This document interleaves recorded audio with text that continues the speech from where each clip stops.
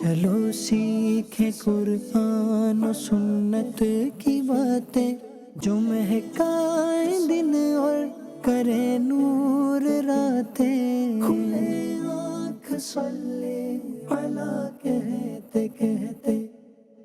الحمدللہ رب العالمین والصلاة والسلام علی خاتم النبیین، اما بعد فاعوذ باللہ من الشیطان الرجیم، بسم اللہ الرحمن الرحیم۔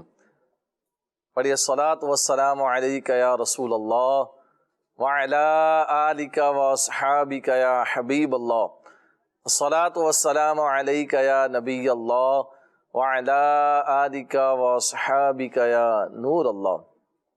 مدنی چینل کے ناظرین، ایک بار پھر اپنے سلسلے کھلے آنکھ صلی علی کہتے کہتے میں آپ کو خوش آمدید کہتے ہیں، مرحبا کہتے ہیں۔ ابتداءً درود پاک کی فضیلت الحمدللہ اپنے سلسلے میں ہم شامل کیا کرتے ہیں۔ آئیے ایک بڑی ہی پیاری اور خوبصورت فضیلت درود پاک کی سننے کی سعادت حاصل کرتے ہیں۔ چنانچہ اللہ پاک کے آخری نبی حضور مکی مدنی صلی اللہ علیہ وآلہ وصحبہ وبارک وسلم کا فرمان عالی شان ہے، جس نے مجھ پر 50 مرتبہ درود پاک پڑھا، کل بروز قیامت میں اس سے مصافحہ کروں گا۔ سبحان اللہ، کتنی پیاری درود پاک کی فضیلت مدنی چینل کے ناظرین، کہ صرف 50 ٹائمز اگر درود پاک پڑھ لیں تو اس کے بدلے میں کتنے بڑے شرف اور اعزاز سے ہم مالا مال ہو سکتے ہیں کہ نبی پاک علیہ السلام کے ساتھ مصافحہ یعنی ہاتھ ملانے کی سعادت مل سکتی ہے۔ سبحان اللہ۔ درود پاک کو اپنا شعار بنائیے، درود پاک کو اپنا طریقہ بنا لیجئے، درود پاک کو اپنے معمولات میں شامل کر لیجئے۔ اللہ پاک نے چاہا تو انشاءاللہ الکریم اس فضیلت کے ساتھ ساتھ ناظرین بے شمار فضائل اور برکات درود پاک کی جو بیان کی گئی ہیں انشاءاللہ ان میں سے حصہ ملے گا۔ اور سچی بات تو یہ ہے ناظرین کہ وہ کیا ہے جو درود کی برکت سے نہیں ملتا۔ درود پاک کے صدقے میں اللہ تبارک و تعالی دنیا اور آخرت کی برکات سے مالا مال فرماتا ہے۔ تو ہم سب کو چاہیے کہ ہم جو ہے وہ درود پاک کو اپنی زندگی کا حصہ بنا لیں، درود پاک کو اپنے معمولات میں شامل کر لیں انشاءاللہ۔ اور اگر نیک اعمال کے رسالے کو فل کرنے کی اگر ہماری عادت اور روٹین ہوگی نا ناظرین، جیسا کہ الحمدللہ ہمارا دینی کام بھی ہے، اللہ نے چاہا تو انشاءاللہ درود پاک پڑھنے پر استقامت بھی ملنا شروع ہو جائے گی، کیونکہ اس میں ایک نیک عمل ہے جس میں 313 مرتبہ درود پاک پڑھنے کی الحمدللہ فضیلت اور برکت اور ایک سوال جو ہے وہ ہمیں دیا گیا ہے امیر اہل سنت دامت برکاتہم العالیہ کی طرف سے۔ تو اگر آپ چاہتے ہیں کہ آپ کی روٹین بن جائے، آپ کی معمولات کا حصہ بن جائے، تو نیک عمل کے رسالے کو فل کرنا شروع کر دیں انشاءاللہ الکریم۔ درود پاک پر بھی اور اس کے ساتھ ساتھ بہت سارے فرائض و واجبات، سنن و مستحبات پر بھی انشاءاللہ الکریم استقامت ملنا شروع ہو جائے گی۔ محبت کے ساتھ درود پاک پڑھ لیجئے، صلو علی الحبیب صلی اللہ تعالی علی محمد وعلی آلہ وصحبہ وبارک وسلم۔ آئیے ہم بھی اپنے سلسلے میں قرآن پاک کی تلاوت کو شامل کرتے ہیں، بڑھتے ہیں تلاوت قرآن کی طرف۔ اعوذ باللہ من الشیطان الرجیم، میں اللہ تعالیٰ کی پناہ میں آتا ہوں شیطان مردود سے۔ بسم اللہ الرحمن الرحیم، اللہ کے نام سے شروع جو نہایت مہربان رحم والا۔ وَإِمَّا يَنزَغَنَّكَ مِنَ الشَّيْطَانِ نَزْغٌ فَاسْتَعِذْ بِاللَّهِ، اور اگر تجھے شیطان کا کوئی کونچا یعنی وار پہنچے تو اللہ کی پناہ مانگ۔ إِنَّهُ هُوَ السَّمِيعُ الْعَلِيمُ، بے شک وہی سنتا جانتا ہے۔ وَمِنْ آيَاتِهِ اللَّيْلُ وَالنَّهَارُ وَالشَّمْسُ وَالْقَمَرُ، اور اس کی نشانیوں میں سے ہیں رات اور دن اور سورج اور چاند۔ لا تسجدوا للشمس ولا للقمر واسجدوا لله الذي خلقهن إن كنتم إياه تعبدون، سجدہ نہ کرو سورج کو اور نہ چاند کو، اور اللہ کو سجدہ کرو جس نے انہیں پیدا کیا اگر تم اس کے بندے ہو۔ فَإِنِ اسْتَكْبَرُوا فَالَّذِينَ عِندَ رَبِّكَ يُسَبِّحُونَ لَهُ بِاللَّيْلِ وَالنَّهَارِ وَهُمْ لَا يَسْأَمُونَ۔ تو اگر یہ تکبر کریں تو وہ جو تمہارے رب کے پاس ہیں رات دن اس کی پاکی بولتے ہیں اور اکتاتے نہیں۔ ومن آياته أنك ترى الأرض خاشعة فإذا أنزلنا عليها الماء اهتزت وربت۔ اور اس کی نشانیوں سے ہے کہ تو زمین کو دیکھے بے قدر پڑی، پھر ہم نے جب اس پر پانی اتارا تر و تازہ ہوئی اور بڑھ چلی۔ إن الذي أحياها لمحيي الموتى۔ بے شک جس نے اسے جلایا ضرور مردے جلائے گا، یعنی زندہ کرے گا۔ إنه على كل شيء قدير۔ بے شک وہ سب کچھ کر سکتا ہے۔ إن الذين يلحدون في آياتنا لا يخفون علينا۔ بے شک وہ جو ہماری آیتوں میں ٹیڑے چلتے ہیں ہم سے چھپے نہیں۔ أفمن يلقى في النار خير أم من يأتي آمنا يوم القيامة۔ تو کیا جو آگ میں ڈالا جائے گا وہ بھلا یا جو قیامت میں امان سے آئے گا؟ اعملوا ما شئتم إنه بما تعملون بصير۔ جو جی میں آئے کرو، بے شک وہ تمہارے کام دیکھ رہا ہے۔ إن الذين كفروا بالذكر لما جاءهم وإنه لكتاب عزيز۔ بے شک جو ذکر سے منکر ہوئے جب وہ ان کے پاس آیا ان کی خرابی کا کچھ حال نہ پوچھ، اور بے شک وہ عزت والی کتاب ہے۔ لا يأتيه الباطل من بين يديه ولا من خلفه۔ باطل کو اس کی طرف راہ نہیں، نہ اس کے آگے سے نہ اس کے پیچھے سے۔ تنزيل من حكيم حميد۔ اتارا ہوا ہے حکمت والے سب خوبیوں سراہے کا۔ صدق اللہ العظیم۔ ماشاء اللہ ناظرین، قرآن کریم فرقان حمید کی تلاوت الحمدللہ ہم نے سننے کی سعادت حاصل کی ہے، اور الحمدللہ عز و جل پارہ 24 سورہ حامیم السجدہ کی مبارک آیات کی تلاوت الحمدللہ ہم سن رہے تھے۔ اللہ کریم سے دعا ہے ہمیں قرآن کے فیضان سے مالا مال فرمائے، قرآن کریم کی برکتوں سے مالا مال فرمائے۔ اس نور والی کتاب کے صدقے میں اللہ تعالی ہمارے ظاہر و باطن کو منور فرما دے۔ ناظرین، الحمدللہ دعوت اسلامی کے مدنی ماحول میں، دینی ماحول میں الحمدللہ عز و جل ماہ سفر، یہ الحمدللہ ماہ مدرسۃ المدینہ بالغان کے طور پر الحمدللہ منایا جا رہا ہے، اور ملک بھر میں الحمدللہ بلکہ دنیا بھر میں الحمدللہ مدرسۃ المدینہ بالغان کے ذریعے الحمدللہ قرآن پاک درست طریقے سے الحمدللہ پڑھایا جاتا ہے۔ تو یہ دعوت اسلامی کا ایک الحمدللہ ایک زبردست کاوش ہے کہ دعوت اسلامی الحمدللہ فیکٹریوں میں، مارکیٹوں میں، دکانوں میں، کارخانوں میں الحمدللہ، اور اسکولز میں، گھروں میں الحمدللہ یہ، اور مساجد وغیرہ کے اندر مدرسۃ المدینہ بالغان کا قرآن پڑھنے، پڑھانے، سیکھنے، سکھانے کا الحمدللہ سلسلہ جاری و ساری ہے، اور بالخصوص ماہ سفر میں اس کو الحمدللہ ٹارگٹ بنایا گیا ہے۔ تو ناظرین، آپ سے بھی گزارش ہے اگر کوئی ایسا ہے کہ جو قرآن پاک درست پڑھنا نہیں جانتا تو ضرور دعوت اسلامی کی اپنے قریبی علاقے کی مسجد میں رابطہ کریں، انشاءاللہ مدرسۃ المدینہ بالغان میں آپ داخلہ لیں اور درست طریقے سے قرآن پاک پڑھنے کا ضرور اہتمام کریں۔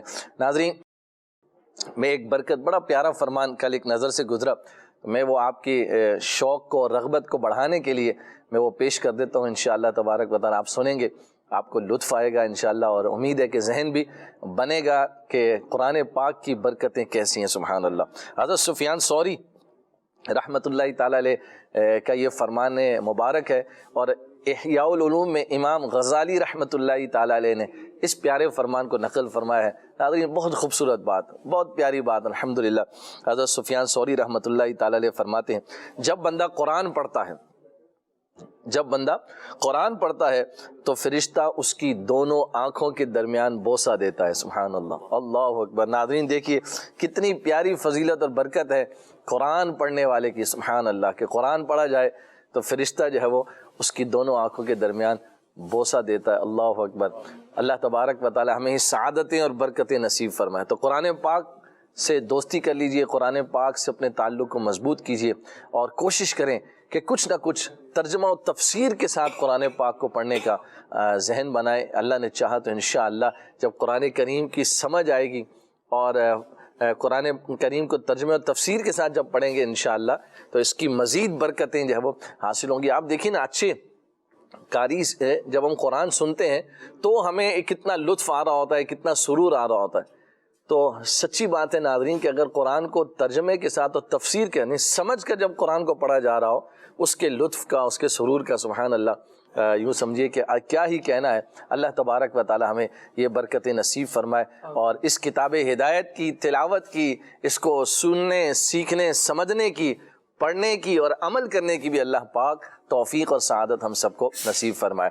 سلسلے میں الحمدللہ نعت رسول مقبول بھی شامل کرتے ہیں. ہمارے ساتھ بہت ہی پیارے نعت خواں جناب عدنان شیخ اتاری صاحب موجود ہیں، تو بڑھتے ہیں ان کی طرف. جی عدنان بھائی، آج کون سا کلام سنا رہے ہیں ہمیں؟ انشاءاللہ الرحمن سید امیر اہل سنت کا بہت پیارا کلام ہے. مجھے مدینے کی دو اجازت. اللہ اکبر. نبی رحمت شفیع امت، پلاؤ بلوا کے جام الفت، نبی رحمت شفیع امت. محبت سے حضور کی بارگاہ میں درود پا. صلی اللہ علی محمد صلی اللہ علیہ وسلم، صلی اللہ علی محمد صلی اللہ علیہ وسلم. پڑھیے صلی اللہ علی محمد صلی اللہ علیہ وسلم. ایک روز ہوگا جانا سرکار کی گلی میں، ایک روز ہوگا جانا سرکار کی گلی میں، ہوگا وہی ٹھکانا سرکار کی گلی میں.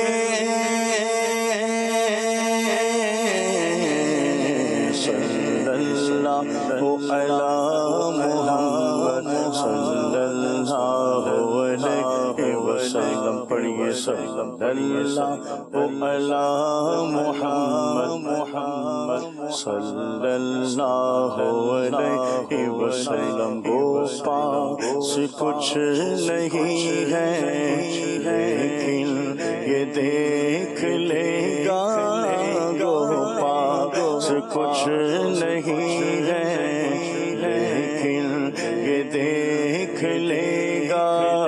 ایک دن مجھے زمانہ سرکار کی گلی میں،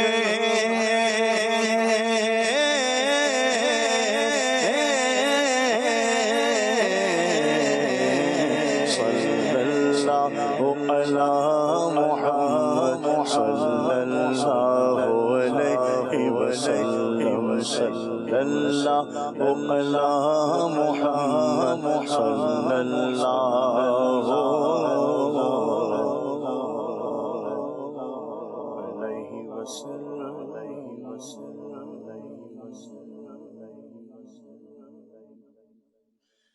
مجھے مدینے کی دو اجازت،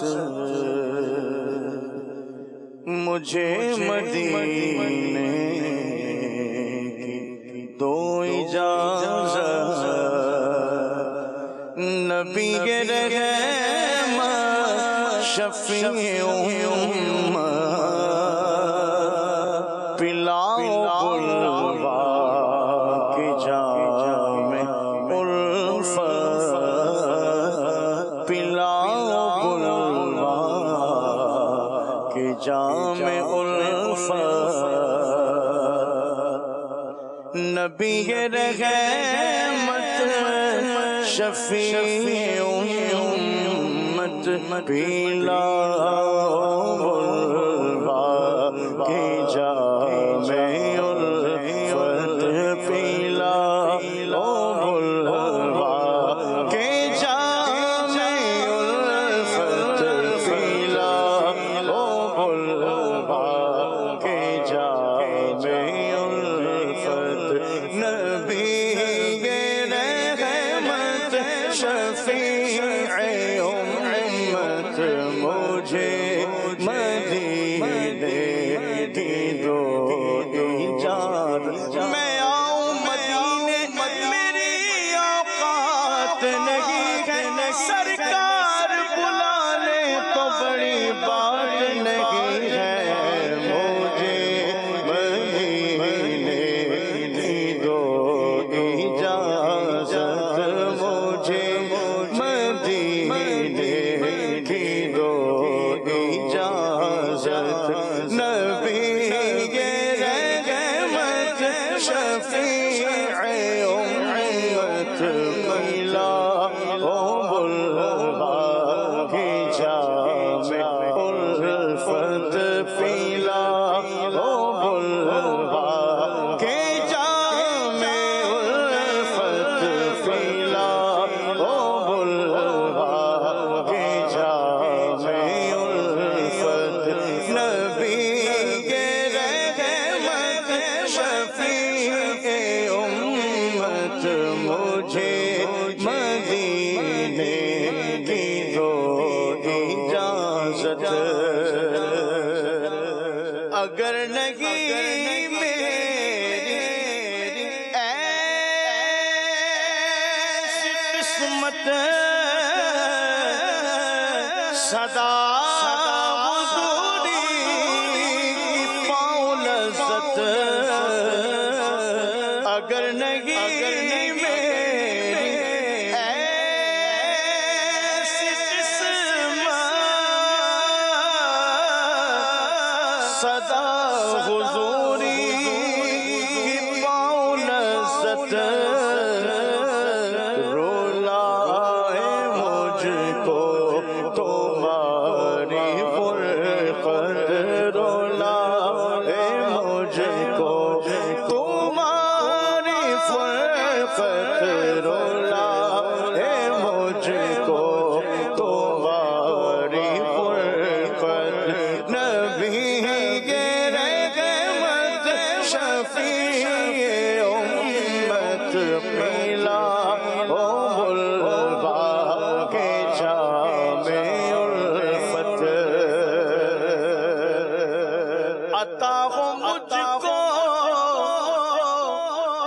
غم مدینہ تپا جگر چاک سینہ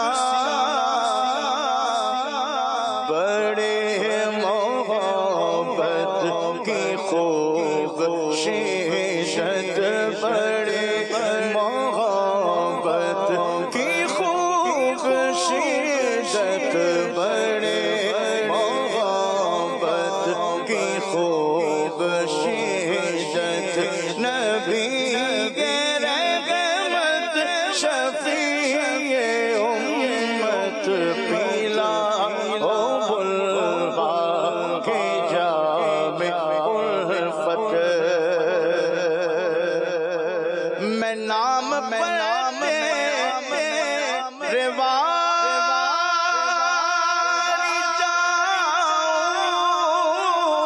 جاؤں میں عشق میں تیرے گھر لٹاؤں میں نام پڑھتے رواری جاؤں میں عشق میں تیرے سر کٹاؤں ملے وہ جذبہ ملے وہ ہمت ملے وہ جذبہ ملے وہ ہمت ملے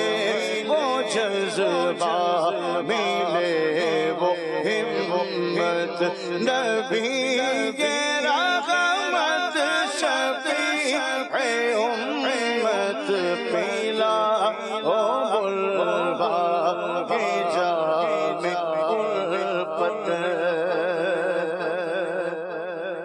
حسین ابن علی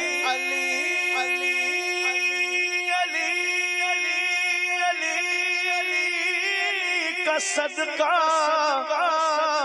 ہمارے سے جلی کا صدقہ عطا مدینے میں ہو شہادت عطا مدینے میں ہو شہادت عطا مدینے میں ہو شہادت نبی رحمت شفیع امت پیلا ہو بلوا کے جام الفت ہر ایک نبی ولی کا صدقہ تجھے تیری ہر گلی کا صدقہ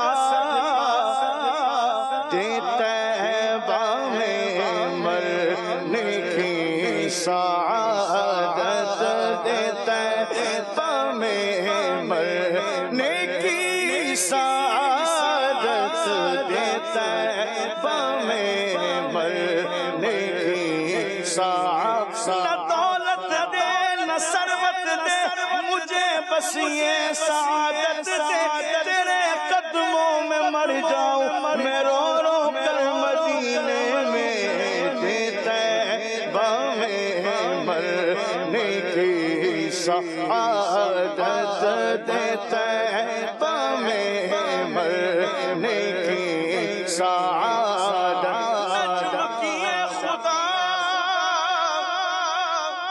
آرزو ہے عاشق زار کی آبرو ہے موت کے وقت سر ان کے قدموں میں ہو تیر ہوتی رہے دم نکلتا رہے دیتا ہے باہیں مرنے کی سعادت دیتا ہے باہیں مرنے کی سعادت نبی رحمت شفیع امت پیلا او بلوا کے جام الفت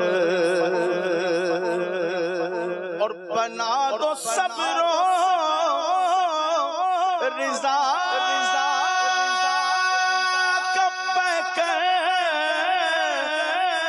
بنو خوش اخلاق ایسا سرور رہے سدا نرم ہی طبیعت رہے سدا نرم ہی طبیعت نبی رحمت شفیع امت پیلا ہو بلوا کے جام الفت نہ ہو عطا اس کو مال و دولت نہ دیجیے عطار کو حکومت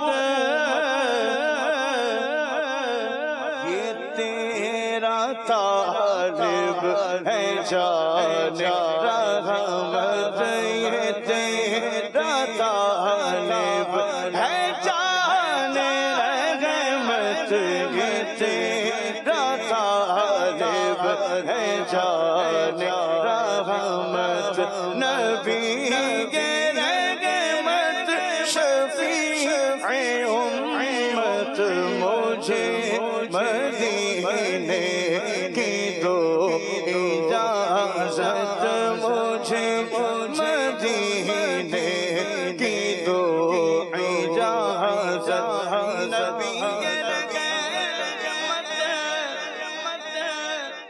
سبحان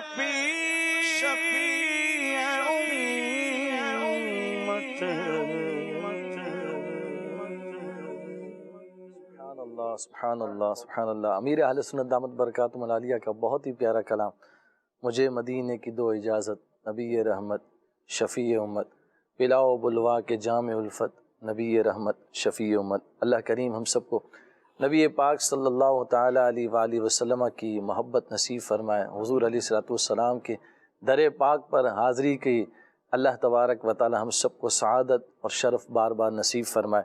یقیناً وہیں سے بلاوا آتا ہے جب ہی بندے کی حاضری ہوتی ہے، جب ہی اسباب بنتے ہیں۔ اللہ اکبر۔ حضور جان عالم صلی اللہ علیہ وآلہ وسلم کی بارگاہ میں استغاثہ امیر اہل سنت دامت برکاتہم العالیہ فرما رہے ہیں۔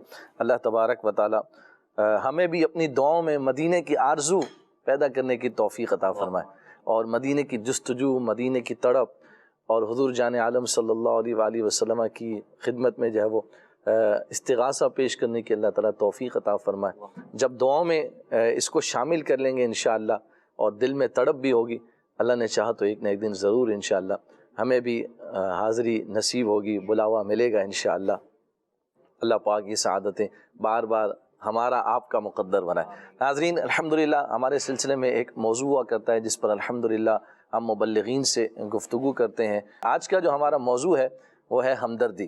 ہمارے ساتھ پیارے پیارے مبلغین جناب عبد الرحیم عطاری مدنی صاحب موجود ہیں، خالد عطاری مدنی صاحب موجود ہیں، ہمارے طارق عطاری مدنی صاحب موجود ہیں۔ انشاءاللہ مبلغین سے جو ہے وہ ہم اس تعلق سے گفتگو بھی اس سلسلے میں انشاءاللہ شامل کریں گے، ان کے مدنی پھول بھی لیں گے۔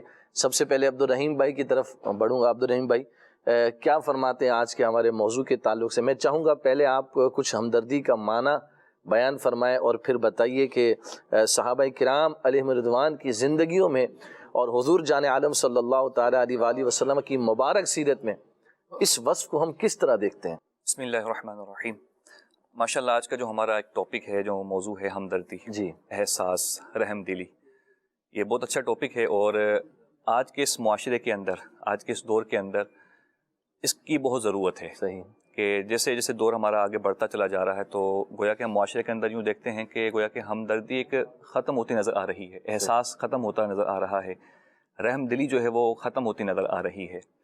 تو آج کے اس دور کے اندر ہمیں اس کی بہت زیادہ ضرورت ہے، اور اس کی اہمیت بھی قرآن و حدیث کے اندر نبی پاک علیہ السلام نے اپنے فرامین کے اندر اس کی جو ہے وہ واضح فرمائی ہے۔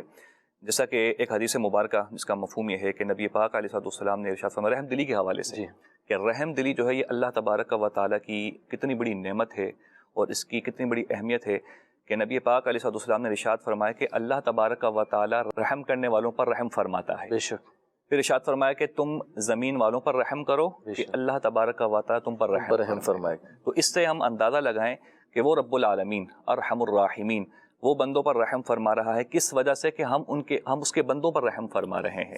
تو اللہ تبارک و تعالیٰ بھی یہ رحم دلی کو اپنے بندوں پر رحم کرنے کو بڑا پسند فرماتا ہے۔ اسی طرح اگر ہم نبی پاک علیہ السلام کی مبارک سیرت کو دیکھتے ہیں، پیارے آقا علیہ السلام کی عادت کریمہ کو دیکھتے ہیں، تو نبی پاک علیہ السلام کی مبارک سیرت طیبہ کے اندر بھی ہمیں کئی طرح سے واقعات ملتے ہیں، ایسی احادیث ملتی ہیں کہ نبی پاک علیہ السلام نے اپنے صحابہ پر، اپنے پیاروں پر جو ہے وہ رحم فرمایا۔ ایک حدیث مبارکہ جی کہ ایک مرتبہ ایک شخص جو ہے وہ غمخواری کے عالم میں اور مصیبت زدہ ہو کر نبی پاک علیہ السلام کی بارگاہ میں حاضر ہوا اور اثنا کے اپنے حاجت پیش کی۔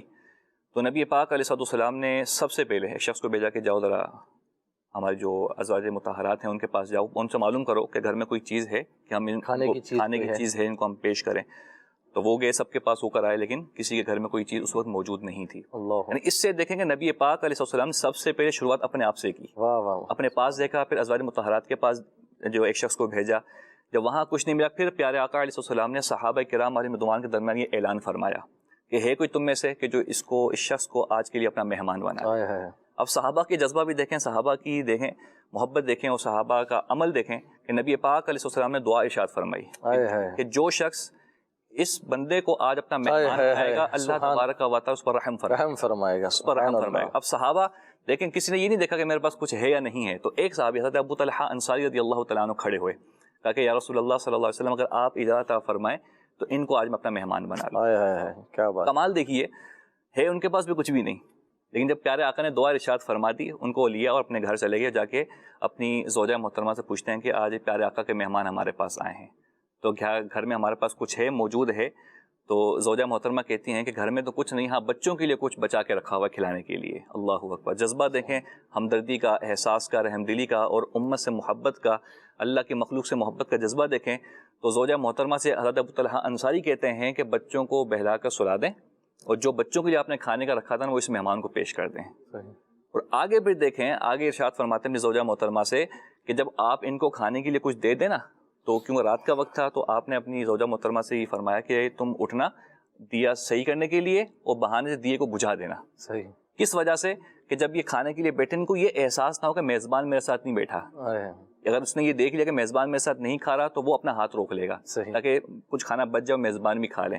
تو آپ نے دیا جو ہے بجھا دیا، اور مہمان اپنا پیٹ بھر کے کھانا کھا لیا۔ جب صبح کا وقت ہوا، حضرت ابو طلحہ انصاری پیارے آقا کی بارگاہ میں حاضر ہوتے ہیں، تو پیارے آقا علیہ السلام نے صحابہ کرام علیہ رضوان سے یہ فرمایا کہ رات کو فلاں فلاں کے ساتھ بڑا عجیب معاملہ پیش آیا، اور اللہ تبارک و تعالی سب سے راضی ہو گیا۔ اس پر پہ اللہ پاک کی طرف سے کلام پاک نازل ہوا کہ وَيُؤْثِرُونَ عَلَىٰ أَنفُسِهِمْ وَلَوْ كَانَ بِهِمْ خَصَاصَةٌ، کہ صحابہ کی شان کو اللہ پاک نے بیان فرمایا کہ یہ صحابہ جو ہیں وہ اپنی جان پر لوگوں کو ترجیح دیتے ہیں اگر جو خود بڑے کتنی تنگی کے اندر ہوں۔ تو یہ صحابہ کا عمل ہے، صحابہ کا کردار ہے۔ اور میں اکثر یہ بات کہتا ہوں کہ اگر ہم اپنے دین پر عمل کرنا چاہیں، اپنے شریعت پہ عمل کرنا چاہیں، اور کوئی عمل ہم سیکھنا چاہیں کہ اس پہ میں کیسے عمل کر سکتا ہوں، تو صحابہ کی سیرت ہمارے سامنے ہوتی ہے۔ اگر ان کے کردار کو رہیں گے، ان کے ہم سیرت مبارکہ کو لیں گے تو ہمارے لیے بھی عمل کرنا بڑا آسان ہو جائے۔ بے شک، بے شک، واقعی۔ اور دیکھا جائے تو ناظرین، صحابہ کرام علیہ رضوان نے یہ عمل کہاں سے سیکھا؟ سبحان اللہ، یہ حضور جان عالم صلی اللہ تعالیٰ علیہ وآلہ وسلم کی تربیت کا نتیجہ ہے۔ یعنی خالی جو ہے وہ کہنا میں نبی کریم علیہ السلام نے زبانی اور قولی طور پر یہ عمل ارشاد نہیں فرمایا، بلکہ عملاً جو ہے وہ حضور جان عالم صلی اللہ تعالیٰ علیہ وآلہ وسلم نے ہمدردی، خیر خواہی، مسلم، اس کو کر کے دکھایا۔ یہاں علماء نے اس بات کو بیان کیا کہ حضور جان عالم صلی اللہ تعالیٰ علیہ وآلہ وسلم کی خدمت اقدس میں جب کوئی چیز پیش کی جاتی، کوئی پھل ہوتا، کوئی دودھ ہوتا، کوئی غذا ہوتی، کوئی کھانا ہوتا، میرے حضور جان عالم صلی اللہ علیہ وآلہ وسلم سب سے پہلے اپنے صحابہ کو عطا فرمایا کرتے تھے۔ یہ کیا تھا؟ وَيُؤْثِرُونَ عَلَىٰ أَنفُسِهِمْ، یہ اس کا عملی مظاہرہ تھا۔ نبی پاک علیہ السلام جو ہے وہ یہ عملاً کر کے دکھا رہے ہیں۔ آپ دیکھیے وہ جو مشہور واقعہ حضرت ابو ہریرہ رضی اللہ تعالیٰ عنہ کی دودھ کے پیالے والا واقعہ ہے۔ حضرت ابو ہریرہ رضی اللہ تعالیٰ عنہ کو کیسی حاجت ہے، حضور جان عالم صلی اللہ علیہ وآلہ وسلم کو کیسی حاجت ہے، اللہ اکبر۔ پھر حضور نبی رحمت صلی اللہ علیہ وآلہ وسلم حضرت ابو ہریرہ سے ہی فرما رہے ہیں، اے ابو ہریرہ پہلے دیگر صحابہ کو پلاؤ، سبحان اللہ۔ تو آپ دیکھیے کہ نبی کریم علیہ السلام نے اپنی مبارک سیرت کے ذریعے اس ہمدردی کے جذبے کو پروان چڑھایا ہے، اس احساس کو اجاگر کیا ہے۔ ناظرین دیکھیے، ہمدردی کے پیچھے جو سب سے بڑا فیکٹر ہے نا وہ ہے احساس۔ جب احساس دل کے اندر پیدا ہو جائے نا، پھر انسان جو ہے وہ ہمدردی کے جذبے سے مالا مال ہو جاتا ہے، پھر انسان جو ہے وہ کیا نام ہے اس خیر کی طرف، اس عمل کی طرف جو ہے وہ بڑھنے والا بن جاتا ہے۔ اگر انسان احساس سے آ رہی ہے نا ناظرین، پھر جو ہے وہ اس سے کسی ہمدردی کی توقع جو ہے وہ نہیں کی جا سکتی۔ احساس کا جذبہ جب دل میں پیدا ہو جائے تو پھر جو ہے وہ آپ دیکھیے کہ نبی کریم علیہ السلام کی مبارک سیرت میں ہمیں یہ عمل کتنی خوبصورتی کے ساتھ جو ہے وہ نظر آتا ہے۔ تو ہمدردی مسلمین، صحابہ کرام علیہ رضوان کی سیرتوں میں جو ہمیں خوبصورت طریقے سے نظر آ رہا ہے، اس کی ایک بڑی ریزن اور وجہ نبی رحمت صلی اللہ علیہ وآلہ وسلم کی مبارک سیرت اور عمل ہے، حضور علیہ السلام کا کردار ہے۔ خالد بھائی کیا فرمائیں گے؟ نبی کریم علیہ السلام کا ہمدردی مسلم کا ایک پیارا انداز اور موقع کہ کس موقع پر جو وہ ہمیں ہمدردی کرنی ہے، میں چاہوں گا اس تعلق سے بھی آپ کچھ بیان فرمائیں۔ بسم اللہ الرحمن الرحیم، نحمدہ ونصلی ونسلم علی خاتم النبیین۔ رب العالمین جل وعلا کے پیارے محبوب صلی اللہ علیہ وآلہ وسلم، جنہیں رب العالمین نے معلم کائنات بنا کر بھیجا ہے۔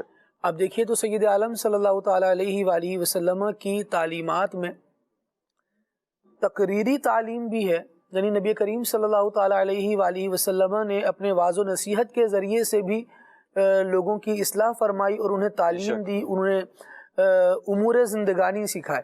ایسے ہی آقا دو عالم صلی اللہ تعالیٰ علیہ وآلہ وسلم کی زندگی میں عملی تعلیم بھی ہے، صحیح، بول کر بھی بتایا، بول کر بھی سکھایا اور کر کے بھی دکھایا۔ یعنی صرف ایسا نہیں کہ کوئی گفتار کا غازی ہو اور کردار اس کا خالی ہو، یہ معلم کائنات ہے، یہ رب العالمین جل وعلا کی طرف سے سکھائے ہوئے ہیں۔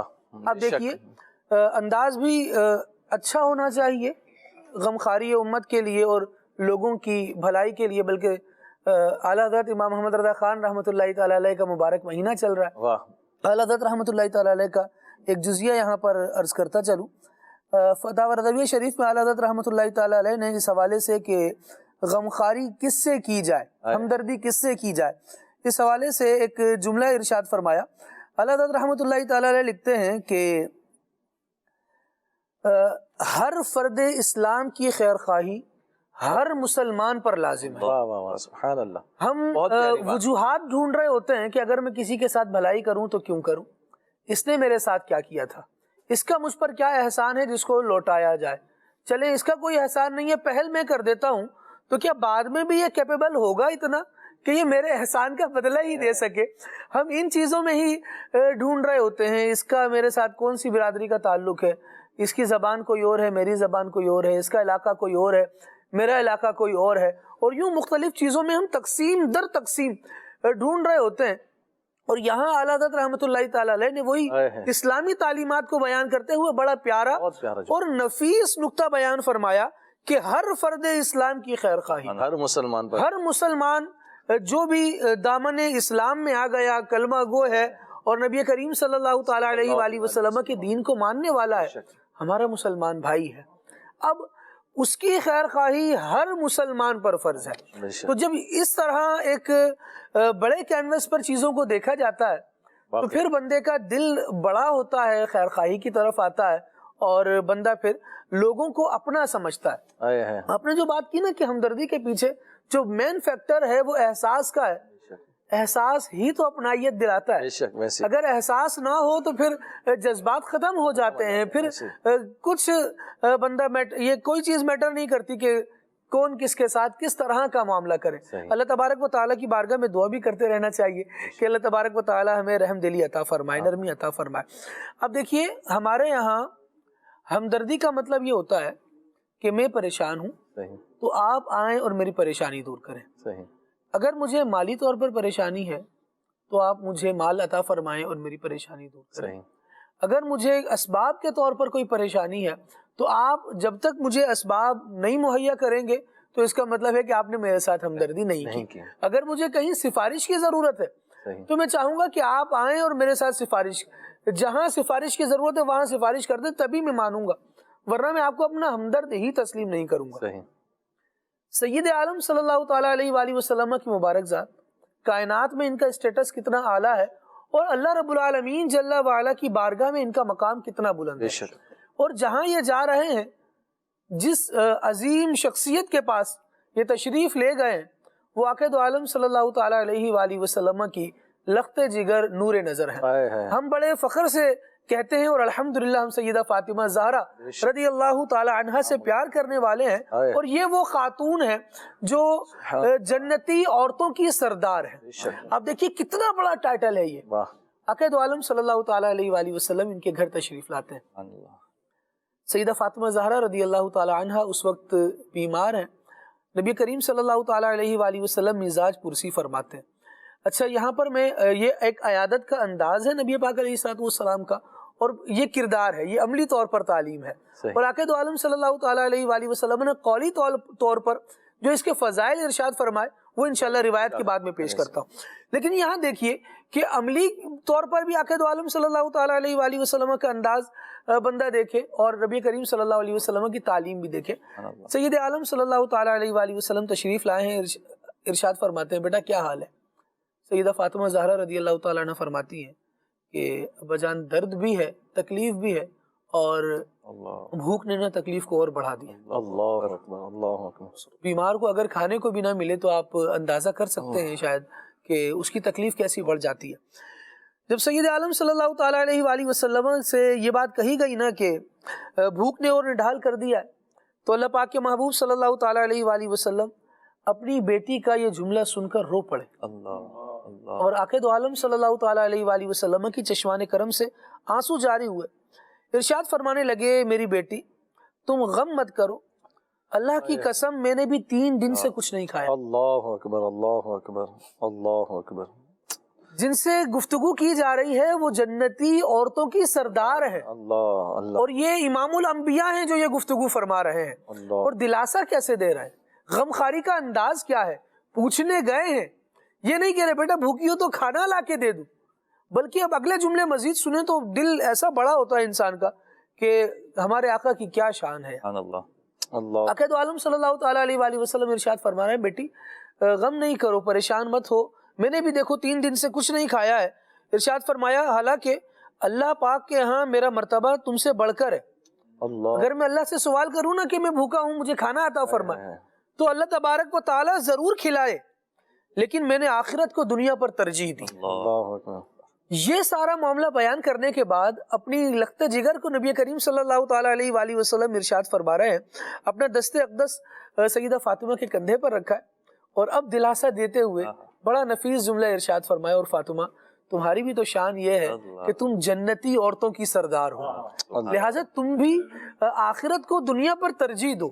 اب یہ جو کلمات ہیں یہ سن کر کیسی ڈھارس بنتی ہے کہ جب ایک امتی اپنے نبی سے سن رہا ہے, جب ایک بیٹی اپنے والد سے سن رہی ہے, بیٹی بھی کس قدر عظمت و شان والی ہے اور والد بھی کائنات میں اس سے بڑھ کر شان والا کوئی ہے نہیں. اس موقع پر یہ دلاسا دیا جانا کہ بیٹی صبر ہی کرو, اللہ. کتنی عظیم اور کتنی شان والی بات ہے. یہاں نبی پاک صلی اللہ تعالیٰ علیہ وآلہ وسلم بیمار بیٹی کے پاس آئے ہیں, اس کی عیادت کی ہے, اس کے دل کو باندھا ہے اور اس کو مزید صبر کرنے کی ہی تلقین ارشاد فرمائی ہے, اور پھر ساتھ جو اپنا معاملہ ہے اس کو بھی پیش کر دیا. یہاں قولی طور پر عملی طور پر جہاں ہم دیکھتے ہیں کہ سید عالم صلی اللہ تعالیٰ علیہ وآلہ وسلم نے ان کی تربیت فرمائی یا انہیں دلاسا دیا اور ان کی غمخواری فرمائی, وہاں پر یہ بھی دیکھنے کو ملتا ہے کہ ضروری نہیں ہے کہ آپ غمخواری یا ہمدردی اس وقت کریں جب آپ کے پلے کچھ ہو. سید عالم صلی اللہ علیہ وسلم کی شان وراء الورا ہے, وہ فرمایا گیا نا کہ 2 جہاں کی نعمتیں ہیں ان کے خالی ہاتھ میں, خالی ہاتھ سے بھی یہ 2 جہانوں کے خزانے لٹا رہے ہوتے ہیں. اسی لیے ارشاد فرمایا نا کہ میں بھوکا ہوں, اس کا یہ مطلب نہیں ہے کہ پاس ہی کچھ نہ ہو, بلکہ میں اللہ سے مانگوں تو اللہ کریم عطا فرمائے, لیکن ہم آخرت کو ترجیح دینے والے ہیں. کبھی ہم بھی تو آخرت کی طرف اس طرح کا ذہن لے کے جائیں.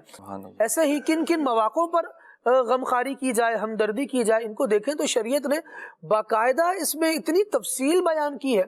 کسی کے کوئی بھی مصیبت پہنچے, کسی کا انتقال ہو گیا, اس موقع پر جا کر ہمدردی کرے, اس کے دکھ میں اس کے درد میں شریک ہو. جنازے کو کندھا دینے کے فضائل الگ, اس کو میت کو غسل دینے کے فضائل الگ, میت کو کفن پہنانے کے فضائل الگ. حالانکہ تکلیف تو ایک ہی ہے, جانے والا دنیا سے چلا گیا, اب اس کے یہ سارے پروسیس ہونے, لیکن سید عالم صلی اللہ تعالیٰ علیہ وآلہ وسلم کا کردار کے طور پر بھی انداز دیکھیں تو نبی کریم صلی اللہ علیہ وسلم صحابہ کرام علیہ رضوان کا ان کو غسل دینا, ان کی قبروں میں اترنا, انہیں کفن پہنانا اور ان کے جنازے کو کندھا دینا, ان کی قبروں پر جانا, کہیں ایسے معاملات دیکھنا تو قبر پر آسانی کے لیے نبی کریم صلی اللہ تعالیٰ علیہ وآلہ وسلم کا عملی اقدام کرنا, یہ ساری باتیں حضور کی سیرت سے ثابت ہیں. یہ وہ مختلف انداز اور مواقع ہیں کہ جو بندہ اختیار کر سکتا ہے, اور لوگوں کے ساتھ اگر ان کی مصیبت کے وقت یہ بندہ کھڑا ہو, چاہے اس کے پاس کچھ نہیں ہے لیکن کسی کے ساتھ کھڑا ہونا بھی نا اس کی ہمت باندھ دیتا ہے. اب دیکھیے بسا اوقات کوئی مریض ہوتا ہے جو ہاسپٹلائز ہے اور مستقل طور پر بیماری جو ہے وہ طول پکڑ گئی ہے, ڈیوریشن بیماری کا جو ہے وہ بڑھ گیا ہے, کئی دن ہو چکے ہاسپٹل میں ایڈمٹ ہے. اب کیا ہوگا کہ جو اس کے گھر والے ہیں نا, ان کا تو اپنا ہی ہے, ان کا تو سگا ہی ہے, وہ تو بیچارے مرتا کیا نہ کرتا سر پر کھڑے رہیں گے. لیکن اگر ایسے میں کوئی تیمارداری کرنے کے لیے ہاسپٹل میں آ کر تھوڑی دیر کے لیے بھی ملنے آ جاتا ہے نا, تو وہ تکلیفیں تھوڑی سی کم محسوس ہونے لگتی ہے, دھیان بٹنے لگتا ہے. ہمدردی یہی تو ہے کہ کسی کے درد میں جا کر شریک ہو جانا, کسی کے غم کو دور کرنے کی کوشش کرنا. تو یہ وہ مختلف مواقع ہیں جن کو ہم استعمال کر سکتے ہیں, جہاں پر اپنے موجودگی کا احساس دلا سکتے ہیں. اور بس یہی ہمارا کام ہوتا ہے عیاض بھائی, ہم نے موجودگی کا احساس دلا دیا تو اگلے بندے کی آدھی تکلیف تو دور ہو گئی. اور صرف یہ نہیں کہ ہم صرف موجود ہی رہیں اور باتیں ہی کرتے رہیں, یہ بھی ایک پہلو ہے کہ آپ باتیں کر کے اور ایسا جملہ کہیں کہ اس کا دل بہل جائے. لیکن جہاں پریکٹیکلی آپ کچھ کر سکتے ہیں، کوئی مشکل میں ہے، گڑھے میں پھنسا ہوا ہے، گر گیا ہے، اور آپ اس سے پوچھیں بھائی کیسے ہو، تو یہ کافی نہیں ہوگا. اب تو ہاتھ تھامنا ہوگا، اس کا ہاتھ بڑھا کر اسے نکالنا ہوگا. تو جہاں جو چیز ہم کر سکتے ہیں، اپنے آپ کو بندہ ریڈی رکھے کہ میں نے کچھ کرنا ہے. جب کسی کا درد ہوگا، جب کسی کا احساس دل میں ہوگا، تو بندہ اپنے آپ کو ریڈی بھی رکھے گا. جس بندے کی اپنی ہی دکھ کی چادر نہ اترتی، واقعی جو سر تپا خود دکھ میں، ارے کسی کو کوئی غم بتاؤ تو وہ کہے گا ارے بس یہ ہمارے ساتھ تو اس سے بڑا سین ہوا، ہمارے ساتھ تو اس سے بڑا واقعہ ہوا، ارے یہ تو کچھ بھی نہیں ہے. ارے بھائی دوسرے نے اپنا درد بیان کیا ہے، اس وقت اس کے لیے یہی سب کچھ ہے. اس کو تسلی کیا، اس کو تسلی دے دیجئے. اس کی تسلی دینے کے بجائے اپنا دکھ بیان کرنا شروع کر دیں گے تو بندہ بولے گا یار میں نے غلط جگہ ہی دکھ بیان کر دیا، کاش میں نہ کرتا. اچھا ہمدردیاں خیر وسیع ٹاپک ہے، اس پر مزید گفتگو ہوگی تو بات آگے چلتی چلی جائے گی. یہاں پر ایک چیز ایڈ کرنا چاہوں خالد بھائی، آپ تسلی والے جملے کی بات کر رہے تھے. آپ دیکھیے نبی رحمت صلی اللہ علیہ وسلم کی یہ بھی دعا کتنی پیاری ہے کہ آپ جب مریض کے بجاتے ہیں لا بأس طہور انشاءاللہ، دل حرج نہیں کہ یہ گناہ جو ہے وہ کیا نام ہے، یہ مرض جو ہے وہ گناہوں کو پاک کر، گناہ سے پاک کر دینے والا ہے. آپ دیکھیے کتنا تسلی والا جملہ ہے، کتنا جو ہے وہ رحمت بھرا جملہ ہے حضور جان عالم صلی اللہ تعالیٰ علیہ وآلہ وسلم کا. تو حقیقت میں واقعی بسا اوقات انسان کو رقم کی، انسان کو دواؤں کی، انسان کو آپ کی امداد کی حاجت نہیں ہوتی. انسان چاہتا ہے کہ کوئی اس کو محبت بھرے جملے کہہ دے، کوئی اس سے اپنائیت کی بات کر دے، کوئی اس کو اپنا ہونے کا ثبوت دے دے. تو اگر ہم اتنا بھی کر دیں ناظرین، تو میں سمجھتا ہوں کہ جب وہ سامنے والے کا آدھا دکھ جب وہ کم کرنے میں ہم کامیاب ہو جائیں، اس کا غم ہلکا کرنے میں کامیاب ہو جائیں. اور ابھی احساس کی بات بھی چلی، خالد بھائی نے احساس کی بات کی، اور نبی کریم علیہ السلام کی جو ہے وہ کیا نام ہے سیرت مبارکہ سے ہم بیان کر رہے تھے. تو حضور جان عالم صلی اللہ علیہ وآلہ وسلم کا مبارک عمل بیان کیا کہ اپنی بیٹی سے جا کر حضور جان عالم صلی اللہ علیہ وآلہ وسلم ارشاد فرما رہے ہیں بیٹی میں 3 دن سے بھوکا ہوں. اللہ اکبر. آپ یہاں پر میں ایک بات جی آپ ضرور ارشاد فرمائیں. ایک تو بات نبی کریم صلی اللہ تعالیٰ علیہ وآلہ وسلم کی ہم نے یہ سنی کہ آقا دو عالم صلی اللہ تعالیٰ علیہ وآلہ وسلم حضرت فاطمہ کے گھر گئے رضی اللہ تعالیٰ، اور کیا تعلیم ارشاد فرمائی کہ بیٹی صبر کرو. ایک اور موقع ہے جب حضرت فاطمہ رضی اللہ تعالیٰ عنہ پر بڑی کرم نوازی فرمائی. حضرت عثمان غنی رضی اللہ تعالیٰ عنہ نے دعوت کی نبی پاک علیہ السلام کی، مشہور واقعہ ہے. پھر ہر قدم کے بدلے میں جو ہے ایک غلام کو آزاد کیا. حضرت فاطمہ رضی اللہ تعالیٰ عنہ کو جب مولا کائنات علی المرتضی رضی اللہ تعالیٰ عنہ نے بتایا کہ اس طرح سے دعوت کا معاملہ ہوا ہے اور عثمان کی سخاوت مرحبا، تو یہ سارا واقعہ سننے کے بعد حضرت فاطمہ رضی اللہ تعالیٰ عنہ کے دل میں یہ بات آتی ہے کہ ہم بھی دعوت کریں گے اور پھر ایسا کریں گے. اچھا اب گھر میں کیا ہے کھانے کے لیے، پکانے کے لیے اور خرچ کرنے کے لیے، وہ ایک الگ میٹر ہے. لیکن آپ یہ دیکھیے کہ سرور کائنات صلی اللہ تعالیٰ علیہ وآلہ وسلم اپنے لخت جگر اپنی بیٹے کی تربیت فرما رہے ہیں. مطلب ایک نبی ہونے کی حیثیت میں حضور کا جو مرتبہ ہے وہ وراء الورا ہے، لیکن ایک والد ہونے کی حیثیت میں جو ہم دیکھیں نا کہ بیٹی بیمار ہے اور اس وقت صرف صبر کی تلقین کر کے آ گئے، تو وقت کی بات ہوتی ہے. جب کردار سازی ہونا تو کس وقت کیا سکھانا ہے یہ معلم ہی جانتا ہے. سید عالم صلی اللہ تعالیٰ علیہ وآلہ وسلم نے اس وقت تو صبر کی تلقین کر دی، لیکن اب جب دعوت میں گئے ہیں نا تو خالی برتنوں میں اللہ تبارک و تعالیٰ نے مصطفیٰ کریم صلی اللہ تعالیٰ علیہ وآلہ وسلم کی آمد اور جناب فاطمہ زہرا رضی اللہ تعالیٰ عنہا کی دعاؤں کی برکت سے جنت کا کھانا عطا فرمایا. کھانے کے بعد صحابہ کہتے ہیں یا رسول اللہ صلی اللہ تعالیٰ علیہ وسلم آج کے کھانے کا تو ذائقہ ہی الگ تھا. نبی پاک صلی اللہ علیہ وسلم ارشاد فرماتے ہیں رب العالمین نے جنت سے جو اچھا وہاں تو قدم قدم پر حضرت عثمان غنی رضی اللہ تعالیٰ عنہ نے غلام آزاد کیے تھے. یہاں فرمایا جا رہا ہے کہ میری فاطمہ کی دعاؤں کی وجہ سے اللہ تبارک و تعالیٰ نے جہنم سے گناہگاروں کو آزاد فرمایا. تو جہاں نوازشیں دکھانی ہے وہ ایک الگ معاملہ ہے، اور جہاں تربیت فرمانی ہے وہ سید عالم صلی اللہ علیہ وسلم کا جداگانہ انداز. سبحان اللہ. واقعی بہت خوبصورت بات جو ہے وہ خالد بھائی نے بیان کی کہ نبی کریم علیہ الصلوۃ والسلام نے پھر جب اپنی شان اور اپنے کرم کا اظہار فرمایا تو سبحان اللہ صاحبزادی کی یہ شان ہے کہ ان کی دعا کی برکت سے جنتی کھانا آ رہا ہے. خود مصطفیٰ کریم صلی اللہ علیہ وآلہ وسلم کے مرتبے عظمت اور شان کا عالم کیا ہوگا.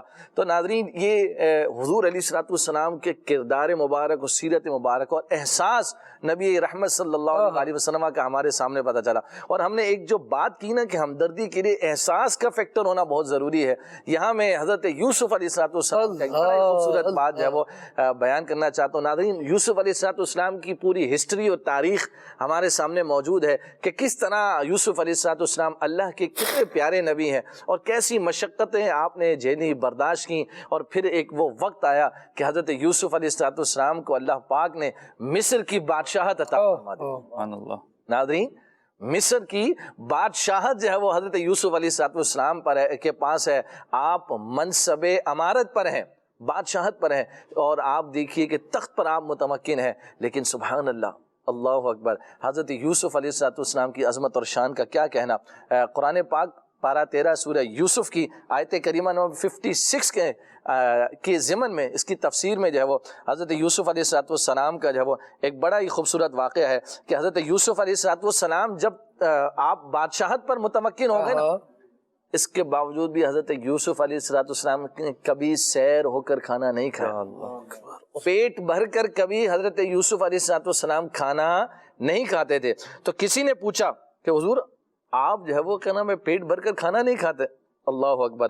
تو آپ اس قدر عظیم خزانوں کے مالک ہو گئے, عزیز مصر ہو گئے, چھوٹے بڑے سب آپ کے مملوک ہو گئے, آپ کے ماتحت اور انڈر آ چکے ہیں, اللہ تعالیٰ نے آپ کے لیے خزانوں کے منہ کھول دیے, پر آپ پھر بھی سیر ہو کر کھانا نہیں کھاتے.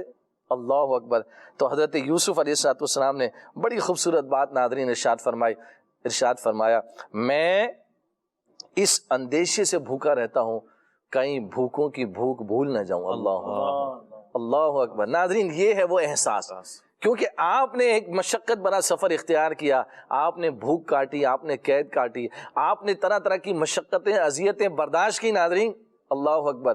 دیکھیے کیسا احساس حضرت یوسف علیہ السلام. یہ بڑی بات ہوتی ہے ناظرین کہ انسان جو ہے وہ کیا نام ہے اس حال میں بھی کہ جب اس کے پاس سب کچھ موجود ہو اور پھر بھی وہ احساس کے پہلو کو اجاگر رکھے, اس کو بیدار رکھے, اور یقیناً یہ احساس ہوگا تو پھر جبھی انسان دوسروں کی خیر خواہی اور ان کی ہمدردی کے جذبات کو دل میں جگہ دے سکتا ہے. آپ نے فرمایا میں بھوکوں کی بھوک کو یاد رکھ سکوں اس لیے میں کبھی سیر ہو کر کھانا نہیں کھاتا. اللہ اکبر. ناظرین ہمارے لیے بڑا زبردست میسیج اس واقعے کے اندر ہے کہ اگر ہمدردی مسلمین کا پیٹ بھرا ہوا کیا جانے بھوکے کی جو ہے نا قدر و قیمت کیا ہوتی, بھوکے کی اہمیت کیا ہے. جس کے پاس مال و دولت ہے, جس کے پاس اچھا گھر ہے, جس کے پاس بہترین اسباب ہیں, بہترین رہائش ہے, بہترین سہولیات ہیں, جس کے پاس دنیا کی نعمتیں ہیں, ناظرین وہ کیا جانے اس شخص کو کہ جو ہے وہ آزمائش کے اندر ہے, مصیبت کے اندر ہے, تکلیف کے اندر ہے.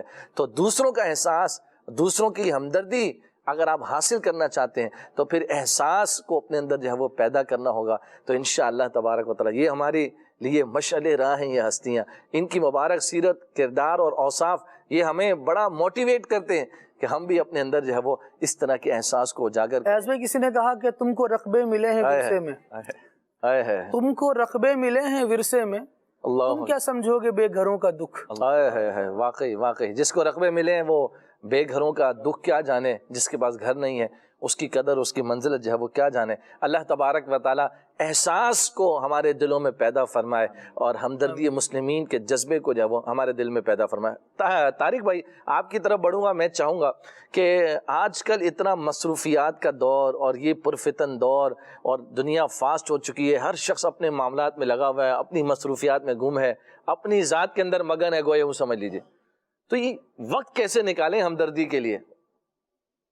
ایک سوال جو آپ نے کیا یہ وہ ہے کہ جو شاید کہ ہر دوسرے فرد کی زبان پہ رہتا ہے, جس سے ہمدردی چاہیے وہ بھی, جس نے ہمدردی کرنی ہوتی ہے وہ بھی. یہ سوال یہ گھومتا رہتا ہے ایسے ہی کہ بھئی ہمدردی کیسے کی جائے, وقت کیسے نکالیں, بھئی کیا کام میں مصروف ہیں, اپنی لائف میں مصروف ہیں, ذمہ داریاں بہت ہیں, ٹائم نہیں نکلتا, کیسے کریں. تو اچھا ہمدردی کہتے کسے ہیں, کچھ ہم نے اس کو ڈیفائن کیا, سمجھنے کی کوشش کی. بعض صورت ہمدردی کی اور غمخواری کی ایسی ہوتی ہیں کہ جس میں آپ کو فزیکلی موجود ہونا پڑتا ہے. صحیح. مثال کے طور پر آپ کے والدین ہیں، عزیز و اقارب ہیں، خونی رشتے ہیں، اور یہ علیل ہیں، بیمار ہیں، ان کی تیمارداری کے لیے ظاہر سی بات ہے بندہ جائے گا، فزیکلی جانا ہے. ایک یہ صورت ہے. اچھا، بعض ایسے مقامات ہوتے ہیں جہاں بندہ فزیکلی پہنچ نہیں سکتا، ڈسٹینس زیادہ ہے، بالکل صحیح، ٹریول بہت زیادہ ہے، دوسرے شہر دوسرے ملک میں ہے. تو اسی مصروف دور کے اندر ہمارے پاس ذرائع موجود ہے، یہ ذریعہ موجود ہے. آپ اگر ایسے مقام پر ہیں کہ آپ نہیں جا سکتے تو کال، سیل فون، مختلف ذرائع ہیں کہ جس کے ذریعے سے آپ رابطہ کریں. خط و کتابت، پچھلے ادوار میں نکلیں تو خط و کتابت کے ذریعے رابطے ہوتے تھے. مصروف دور کہیں یا جو ہے وہ محظوظ دور کہیں، لیکن پھر بھی اس جب رابطوں کے ذرائع مشکل تھے، رابطے آسان تھے. اب تو رابطوں کے ذرائع آسان ہو گیا، مگر کئی لوگوں کے رابطے مشکل ہیں. ایسے تو اگر ہمدردی کیسے کریں تو اس کے انداز یہ کہ یا تو فزیکلی جا کر، یا جہاں فزیکلی جانا پاسبل نہیں ہے کوئی اس طرح کا معاملہ، تو وہاں آپ فون کے ذریعے سے، کال کے ذریعے سے سامنے والے کی تیمارداری، اس کے نقصان پر، اس کی مشکل پریشانی میں اس کے غمخواری کریں، اور غمخواری کے الفاظ بھی کہیں. ایاز بھائی، یہاں میں اس کے ساتھ ایک اور چیز ایڈ کروں گا. یعنی ایک تو سوال تھا کہ کیسے کریں مصروف دور میں، تو مصروف دور میں کرنے کا ایک طریقہ تو وہی جو چلا آ رہا ہے کہ آپ جائیں فزیکلی، اور جہاں نہیں جا سکتے وہاں کال کے ذریعے اور کسی پیغام رساں کے ذریعے کسی بھی انداز سے آپ کا میسج اس تک جائے اور اس تک پیغام پہنچے. اچھا، ایک تو یہ ہے. اچھا، پھر میسج جہاں کیا رہا ہے یہ بھی دیکھنا ضروری ہے کہ آپ کسی سے جا کر یا کال کے ذریعے غمخواری کرنے جا رہے ہیں، غمخواری کر رہے ہیں، یا مزید اسے تکلیف میں مبتلا کر رہے ہیں، مزید اس کے غم میں اضافہ کر رہے ہیں. بیمار ہوتا ہے بندہ، بیمار پرسی کرنا یا تعزیت، جس کا کسی کا عزیز کا انتقال ہوا، مشکل پریشانی ہے، یہ تو عموماً تعزیت کے لیے جایا جاتا ہے، اور جانا بھی چاہیے، پوچھنا بھی چاہیے. لیکن جا کر گفتگو کیسی ہونی چاہیے یہ بھی انتہائی ضروری ہے، جو فی زمانہ ہمارے معاشرے کا ایک سمجھے کہ ایک نیگیٹو پہلو ہے. بہت سے افراد، سب نہیں، ایک تعداد ہے وہ جو جب جاتی ہے کسی کی غمخواری کرنے کے لیے، وہ غمخواری کم اس کا دکھ میں مزید اضافے کا سبب بن جاتی ہے. تو آپ کے محبت بھرا انداز ہو، شکوہ و شکایت والا انداز آپ کا بھی نہ ہو، اور آپ ایسا ماحول بھی پیدا نہ کریں کہ جس سے سامنے والا فرد شکوہ اور شکایت میں مبتلا ہو. یعنی اگر بیمار ہے، کوئی آپریشن ہوا ہے، تو آپ کے زبان پر جو ہے نا وہ صبر کے الفاظ ہوں کہ اللہ پاک آپ کو صبر کی توفیق دے، اللہ پاک آپ کی بیماری میں آپ کو شفا دے، صحت یابی دے، ہم آپ کے لیے دعا گوئیں، گناہوں کا کفارہ بنا. آپ پھر ترغیب، وہی نا کہ نیکی کی دعوت کے انداز جانتا ہو تو گفتگو کے انداز بھی ہوتے چلیں گے کہ یار آپ تکلیف میں ہیں، مشکل میں ہیں، آپ مریض ہیں، مریض کو دعا قبول ہوتی ہے، میرے لیے دعا کیجیے گا نا. یہ جو جملے ہیں نا، یہ اس کا حوصلہ بڑھائیں گے، اور ایسا حوصلہ بلند ہوگا کہ وہ اگر تیمارداری کے ساتھ ساتھ ہم دیکھیں جو علاج ہوتا ہے، ڈاکٹرز علاج کر رہے ہوتے ہیں تو ڈاکٹرز کی گفتگو جو ہوتی ہے، یہ کہا جاتا ہے کہ یہ ایک میڈیکل پوائنٹ آف ویو سے دوائی کے ساتھ ساتھ اس کا جو سمجھانے کا، بتانے کا اور پوچھنے کا انداز ہوتا ہے، وہ مرض کو وہیں سمجھو کہ ختم کرنے کا یا کچھ نہ کچھ کمی کا باعث بن جاتا ہے. تو ایسے ہی جو تیمارداری کے لیے جائیں، عیادت کے لیے جائیں، تعزیت کے لیے جائیں، کسی کی غمخواری کے لیے جائیں، تو آپ کی غمخواری، تعزیت، عیادت کے الفاظ اور گفتگو کا انداز ایسا ہو کہ سامنے والا اپنی تکلیف کو بھولے اور وہ اپنی اس پریشانی سے نکل کر جو ہے ایک اچھے ماحول کی طرف آئے، یعنی وہ شکر گزاری کی طرف آئے. تو آپ کی گفتگو کے انداز میں جو سب سے بیسک چیز ہے، آپ کے گفتگو میں کہیں بھی ناشکری کا الفاظ نہ ہو، ناشکری کے جملے نہ ہوں جو کہ سامنے والے کو بھی ناشکری کرنے پر، بولنے پر ایسے پہ مجبور کر دیں. تو شکر والے الفاظ ہوں کہ اللہ پاک کا شکر ہے کہ اللہ پاک نے آپ کو بڑی تکلیف سے بچا کے رکھا ہے، ہو سکتا ہے اس سے بڑی تکلیف آ سکتی تھی. اللہ پاک کا شکر ہے کہ تمام چیزوں کی. مجھے یاد ہے ایک ہمارے اسلامی بھائی تھے، مبلغ دعوت اسلامی، انتقال ہوا ان کا، کچھ تکلیف تھی ان کے، اور پھر اس کے بعد ان کی تکلیف بڑھتے بڑھتے ان کے ہاتھ میں ان کا ہاتھ کٹ گیا. امیر اہل سنت دامت برکاتہم العالیہ سے ملاقات کے لیے جانے کا موقع ملا، ان کا ذکر ہوا. امیر اہل سنت، کیونکہ ان کی جو پہلی تکلیف تھی اس سے بھی امیر اہل سنت جو ہے وہ واقف تھے، اور ان کے بارے میں پوچھا کہ اب ان کی طبیعت کیسی ہے. جیسے میں نے بتایا کہ یا سیدی ان کے جو ہے آپریشن ہوا ہے اور ہاتھ کٹ چکا ہے. کچھ تکلیف ایسی تھی جو بڑھتے بڑھتے جسم میں سرائیت کر جاتی، بامر مجبوری ان کے ہاتھ کو جدا کرنا پڑا. تو آپ نے شفقت فرماتے ہوئے جو ہے وہ اسی رات جس ہاسپٹل میں تھے امیر اہل سنت تشریف لے کر آئے، وہ اسلام بھائی اس وقت وہاں موجود تھے. تو امیر اہل سنت نے جو الفاظ کہے نا وہ آج تک ان اسلامی کے کانوں میں ہیں، اور ایک عیادت کا انداز ہونا کیسا چاہیے، اپنے محبت اور حوصلہ ان کا بڑھاتے ہوئے کہ بیٹا دکھ اور تکلیف میں نہ پڑو، غم نہ کرو، ہاتھ گئے تو کیا ہوا، ایمان تو سلامت ہے۔ کیا بات ہے، ہاتھ گیا ہے تو کیا ہوا، ایمان تو سلامت ہے۔ اچھا اتفاق یہ تھا کہ ان کا بائیں ہاتھ الٹا ہاتھ کٹا تھا، الٹا گیا نا، سیدھا تو سلامت ہے، سلامت ہے، سیدھا تو سلامت ہے، جسم کے دیگر اعضاء تو سلامت ہیں، اللہ پاک نے ایمان سلامت رکھا ہے۔ تو یہ ایسا جملہ تھا جو ان کو، حالانکہ وہ اتنا بڑا آپریشن ہوا، امیر اہل سنت جب جانے لگے تو وہ ہاسپٹل کے نیچے گاڑی تک امیر اہل سنت کو چھوڑنے منع کرتے رہے آپ نے، یعنی وہ لگا ایسا کہ جو جملے تھے اس نے ان کا حوصلہ بڑھایا، اور وہ اپنی تکلیف کو بھول کر اس خوشی کے عالم میں اس طرح چلتے بنے۔ تو یہ ضروری ہے گا کہ ہم جب کسی کی عیادت یا تعزیت یا غمخواری کریں، ہمارے الفاظ ایسے ہوں کہ جو سامنے والے کے دکھ اور تکلیف کو کم کر دیں، اور ان میں سب سے بنیادی پہلو یہ کہ آپ کے الفاظ میں شکر کے کلمات ہونا ضروری ہے، شکر کا انداز ہونا ضروری ہے گا۔ اگر آپ نے ہی ناشکری اور شکوہ و شکایت کے الفاظ کہے تو سامنے والا تو بیچارہ ویسے ہی تکلیف میں ہے، تو وہاں سے معاملہ بڑھتا چلا جائے۔ ناظرین، منو وزنی بوجھ آپ کے جملے جو ہے وہ سامنے والے کا ہلکا کر سکتے ہیں اگر آپ جو ہے وہ تسلی کے ایسے کلمات جو ہے وہ محبت کے ایسے جملے اگر اسے کہہ دیں۔ یقیناً آپ دیکھیے کہ اس طرح کی بات، کیونکہ عام طور پر مریض جو ہے وہ مرض کی وجہ سے، بیماری کی وجہ سے، تکلیف کی وجہ سے، یا کوئی مصیبت یا آزمائش اس پر آئی ہے، اس کی وجہ سے ایک ویسے وہ ایک سٹریس کے اندر ہوتا ہے، ایک تکلیف کے اندر ہوتا ہے۔ لیکن ایسے میں اگر آپ اس کے سامنے مزید تکلیف بھرے جملے کہیں گے تو اس کی تکلیف میں اضافہ ہوتا چلا جائے گا۔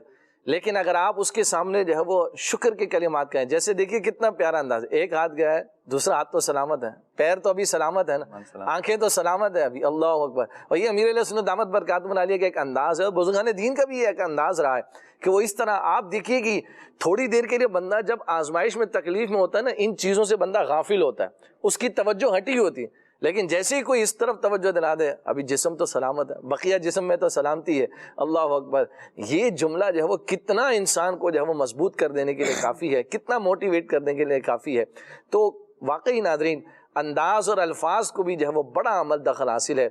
کوئی بھی ہمدردی کسی بھی انداز میں آپ جو ہے وہ کسی سے بھی کر رہے ہوں، انداز بھی اچھا ہونا چاہیے، اور اگر وہ الفاظ کے ذریعے کر رہے ہیں تو الفاظ بھی جو ہے وہ خوبصورت ہونے چاہیے، اچھے ہونے چاہیے۔ اور شکر کا دامن تو ناظرین کسی حال میں بھی جو ہے وہ ترک نہیں کرنا چاہیے، کیونکہ اللہ تبارک و تعالی جس حال میں رکھے بندہ اس حال میں جو ہے وہ راضی رہے۔ جے سونا میرے دکھ وچ راضی تے سکھ نو میں چلے پاواں، اللہ اکبر۔ یہ باتیں جو ہے وہ ہمیں ریلیکس کرنے کے لیے، اطمینان بخشنے کے لیے کافی ہیں۔ اللہ تبارک و تعالی ہمیں ہمدردی کرنے کی اور اچھے انداز میں ہمدردی کرنے کی، خوبصورت انداز میں ہمدردی کرنے کی توفیق عطا فرمائے۔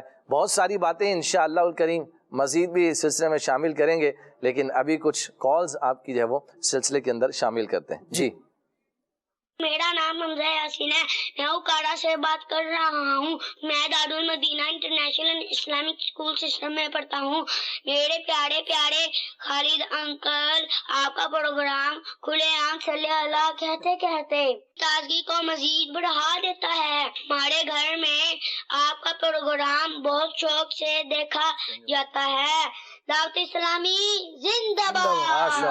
ماشاء اللہ ماشاء اللہ، دارالمدینہ کے ہمارے اسٹوڈنٹ ہیں ماشاء اللہ، اللہ کریم برکتیں عطا فرمائے۔ اور اب تو اسکولز بھی کھلنے والے ہیں، جلدی جلدی تیاری فرما لیں انشاءاللہ اسکولز کی۔ اللہ تبارک و تعالیٰ آپ کو خوب برکتوں سے مالا مال فرمائے، اللہ تبارک و تعالیٰ شاد اور آباد فرمائے، ہمارے بچوں کی اللہ پاک خیر فرمائے۔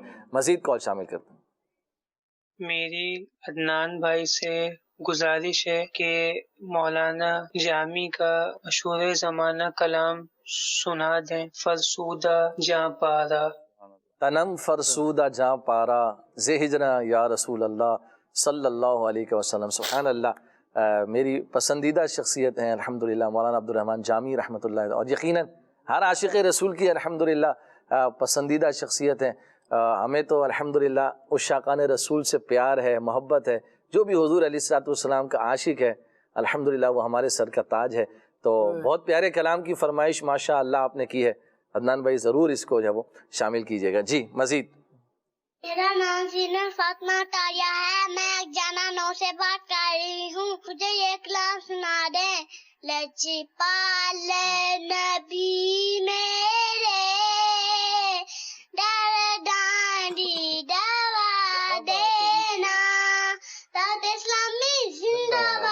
ماشاء اللہ ماشاء اللہ ماشاء اللہ، کیا بات ہے جی مدنی منی کی، بہت پیاری فرمائش ماشاء اللہ، مرحبا، اللہ کریم مزید برکتوں سے مالا مال فرمائے، آمین آمین ماشاء اللہ۔ مزید کال۔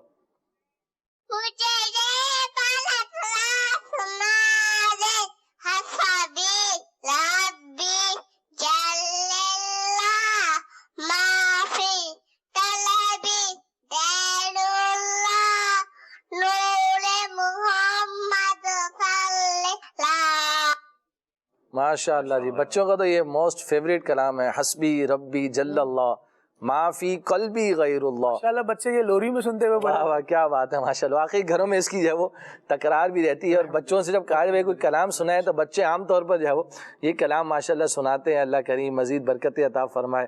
آپ کی فرمائش نوٹ کر لی گئی ہے جی۔ مزید محمد ارسلان اتاری مدینہ الاولیاء ملتان شریف سے بات کر رہا ہوں۔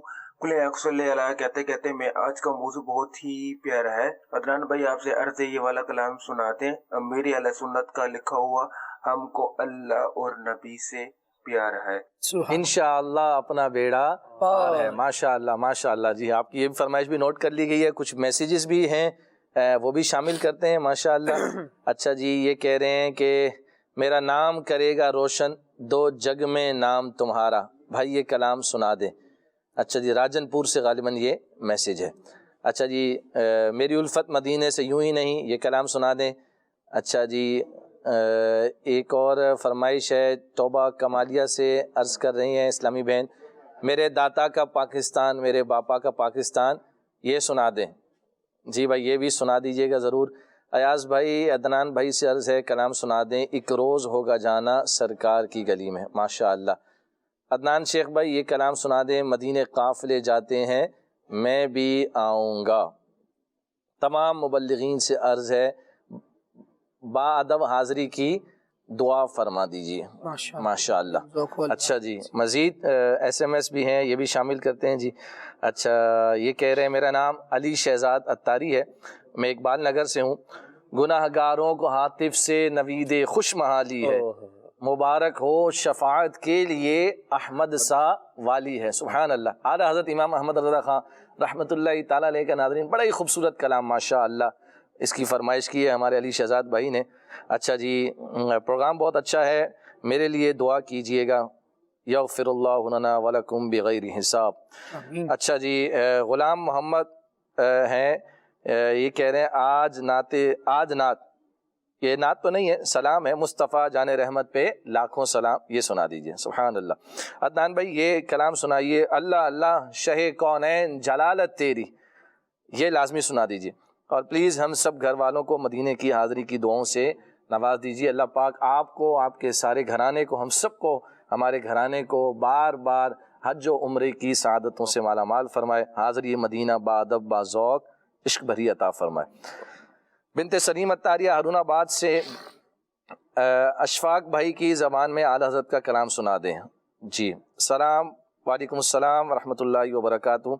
بہاولپور سے کلام سننا ہے، نبی مختار کل ہیں، جس کو جو چاہیں عطا کر دیں۔ سبحان اللہ۔ ارسان اتاری ملتان سے انہوں نے بھی ایک فرمائش کی ہے۔ حمزہ یاسین بھائی اوکاڑا سے ہیں، انہوں نے بھی ایک نعت کی فرمائش کی ہے، مجھ خطا کار سا انسان مدینے میں رہے، بن کے سرکار کا مہمان مدینے میں رہے۔ اللہ اکبر، سبحان اللہ۔ چلیں جی، عدنان بھائی کی طرف بڑھتے ہیں، کچھ فرمائشیں عدنان بھائی سے انشاءاللہ سنتے ہیں ماشاءاللہ۔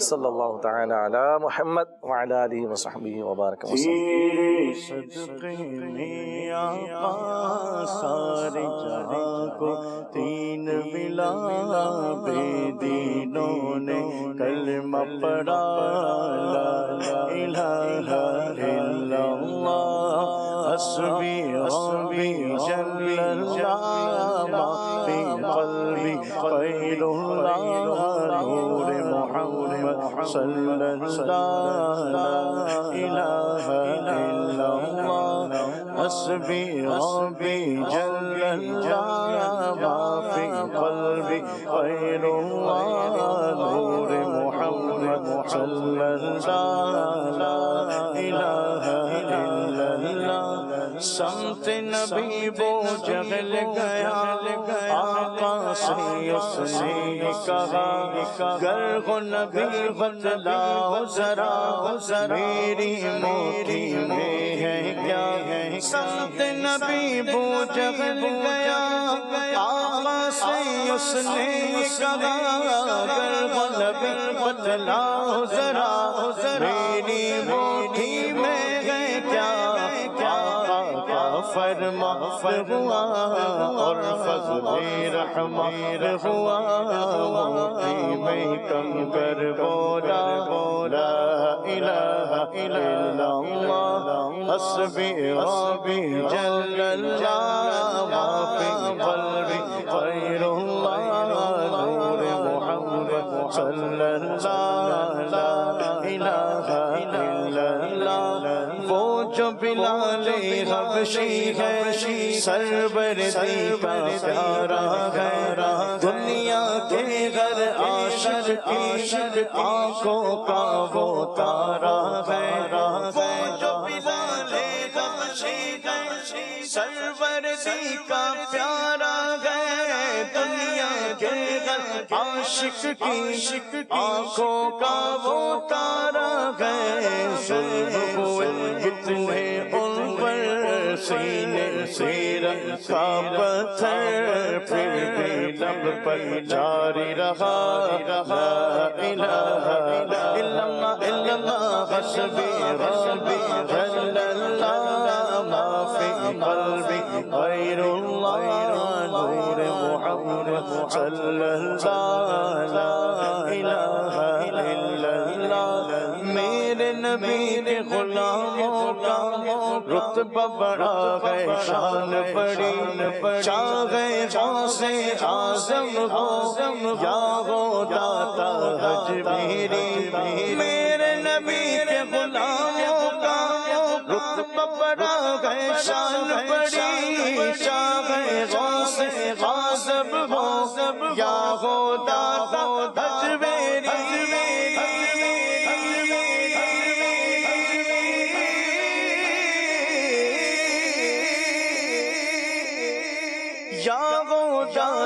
حجویری یاد نہیں تمہیں وہ منظر خواجہ نے جب خود چل کر نفس کو پڑھوایا یا الہ الا اللہ حسبی حسبی جل اللہ ما فی قلبی غیر اللہ نور محمد صلی اللہ لا الہ الا اللہ لجپال نبی میرے درداں دی دوا دینا لجپال نبی میرے درداں دی دوا دینا جدو وقت رضا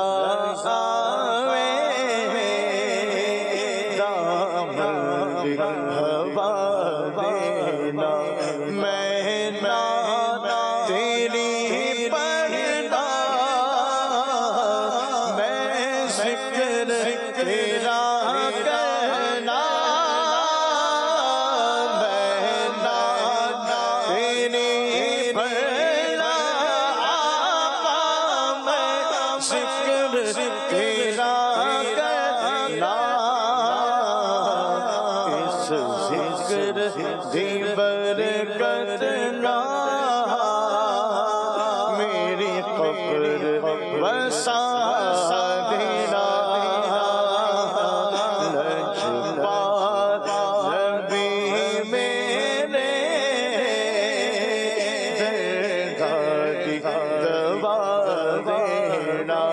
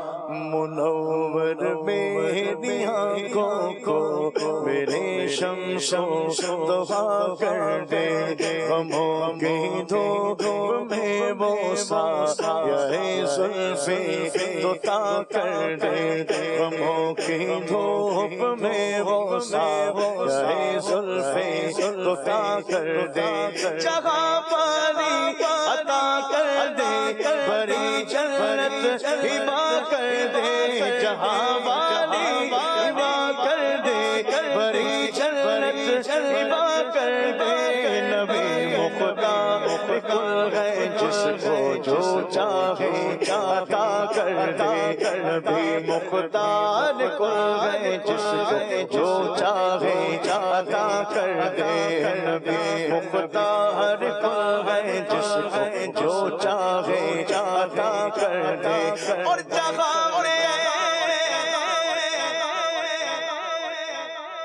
ان کی چلتی ہے وہ دم میں کیا سے کیا کر دے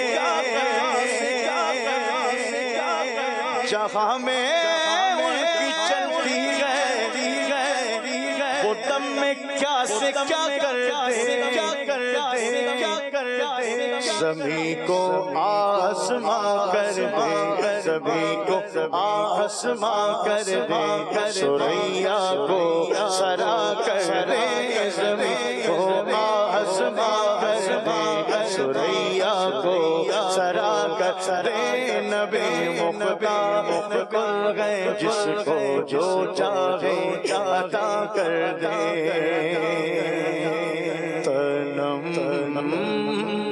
فرسودہ جا پارا زہی جنا یا رسول اللہ دلم بج مردہ آوارا زہی سیاہ یا رسول اللہ چوسو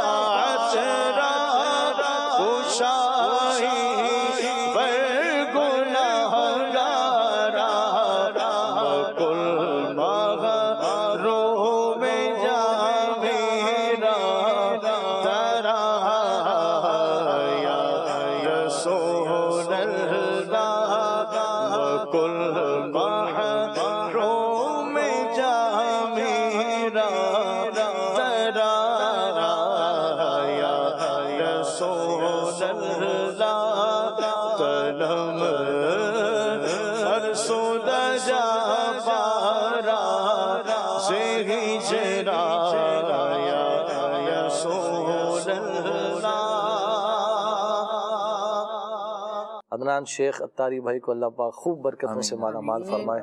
ماشاءاللہ ماشاءاللہ.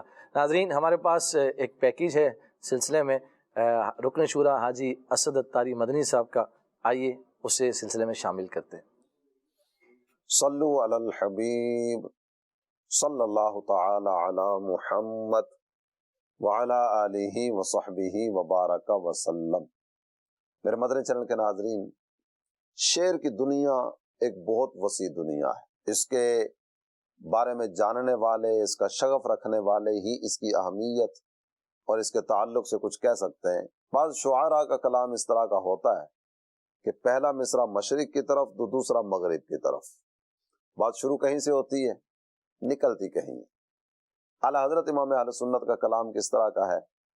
کسی کہنے والے نے یہ بات ذکر کی نا، کلام الامامی امام الکلام. جو امام کا کلام ہوتا ہے نا، یہ کلام کا بھی امام ہوتا ہے. میں اس کا ایک نظارہ آپ کے سامنے رکھنا چاہوں گا.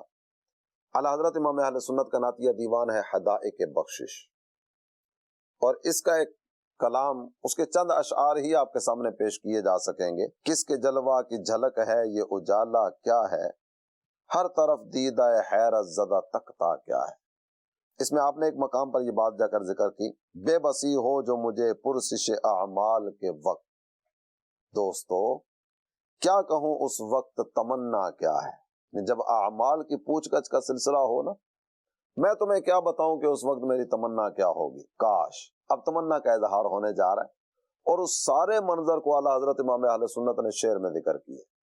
کاش فریاد میری سن کے یہ فرمائے حضور، ہاں کوئی دیکھو یہ کیا شور ہے، غوغا کیا ہے. میرے آقا فرشتوں کو ارشاد فرمائے ذرا خبر تو لے کر آؤ، یہ شور کس چیز کا ہے، کون آفت زدہ ہے، کس پہ بلا ٹوٹی ہے، کس مصیبت میں گرفتار ہے، صدمہ کیا ہے. آپ غور کرتے چلے جائیے گا اور سنتے چلے جائیے گا. اشعار کی تشریح کا وقت نہیں ہے، میں صرف چند اشعار آپ کی نظر کرنے جا رہا ہوں. اس سے پرسش ہے بتا تو نے کیا کیا کیا ہے، سامنا قہر کا ہے دفتر اعمال ہے پیش، ڈر رہا ہے کہ خدا حکم سناتا کیا ہے. آپ سے کرتا ہے فریاد کہ یا شاہ رسول، بندہ بے کس ہے شہا، رحم میں وقفہ کیا ہے. اب کوئی دم میں گرفتار بلا ہوتا ہوں، آپ آ جائیں تو کیا خوف ہے کھٹکا کیا ہے. سن کے یہ عرض میری بحر کرم جوش میں آئے، یوں ملائک کو ارشاد ٹھہرنا کیا ہے. بندہ مصیبت میں اور ہم یہاں رکے ہوئے، چلو جا کر اس کی داد رسی کی صورت کی جائے.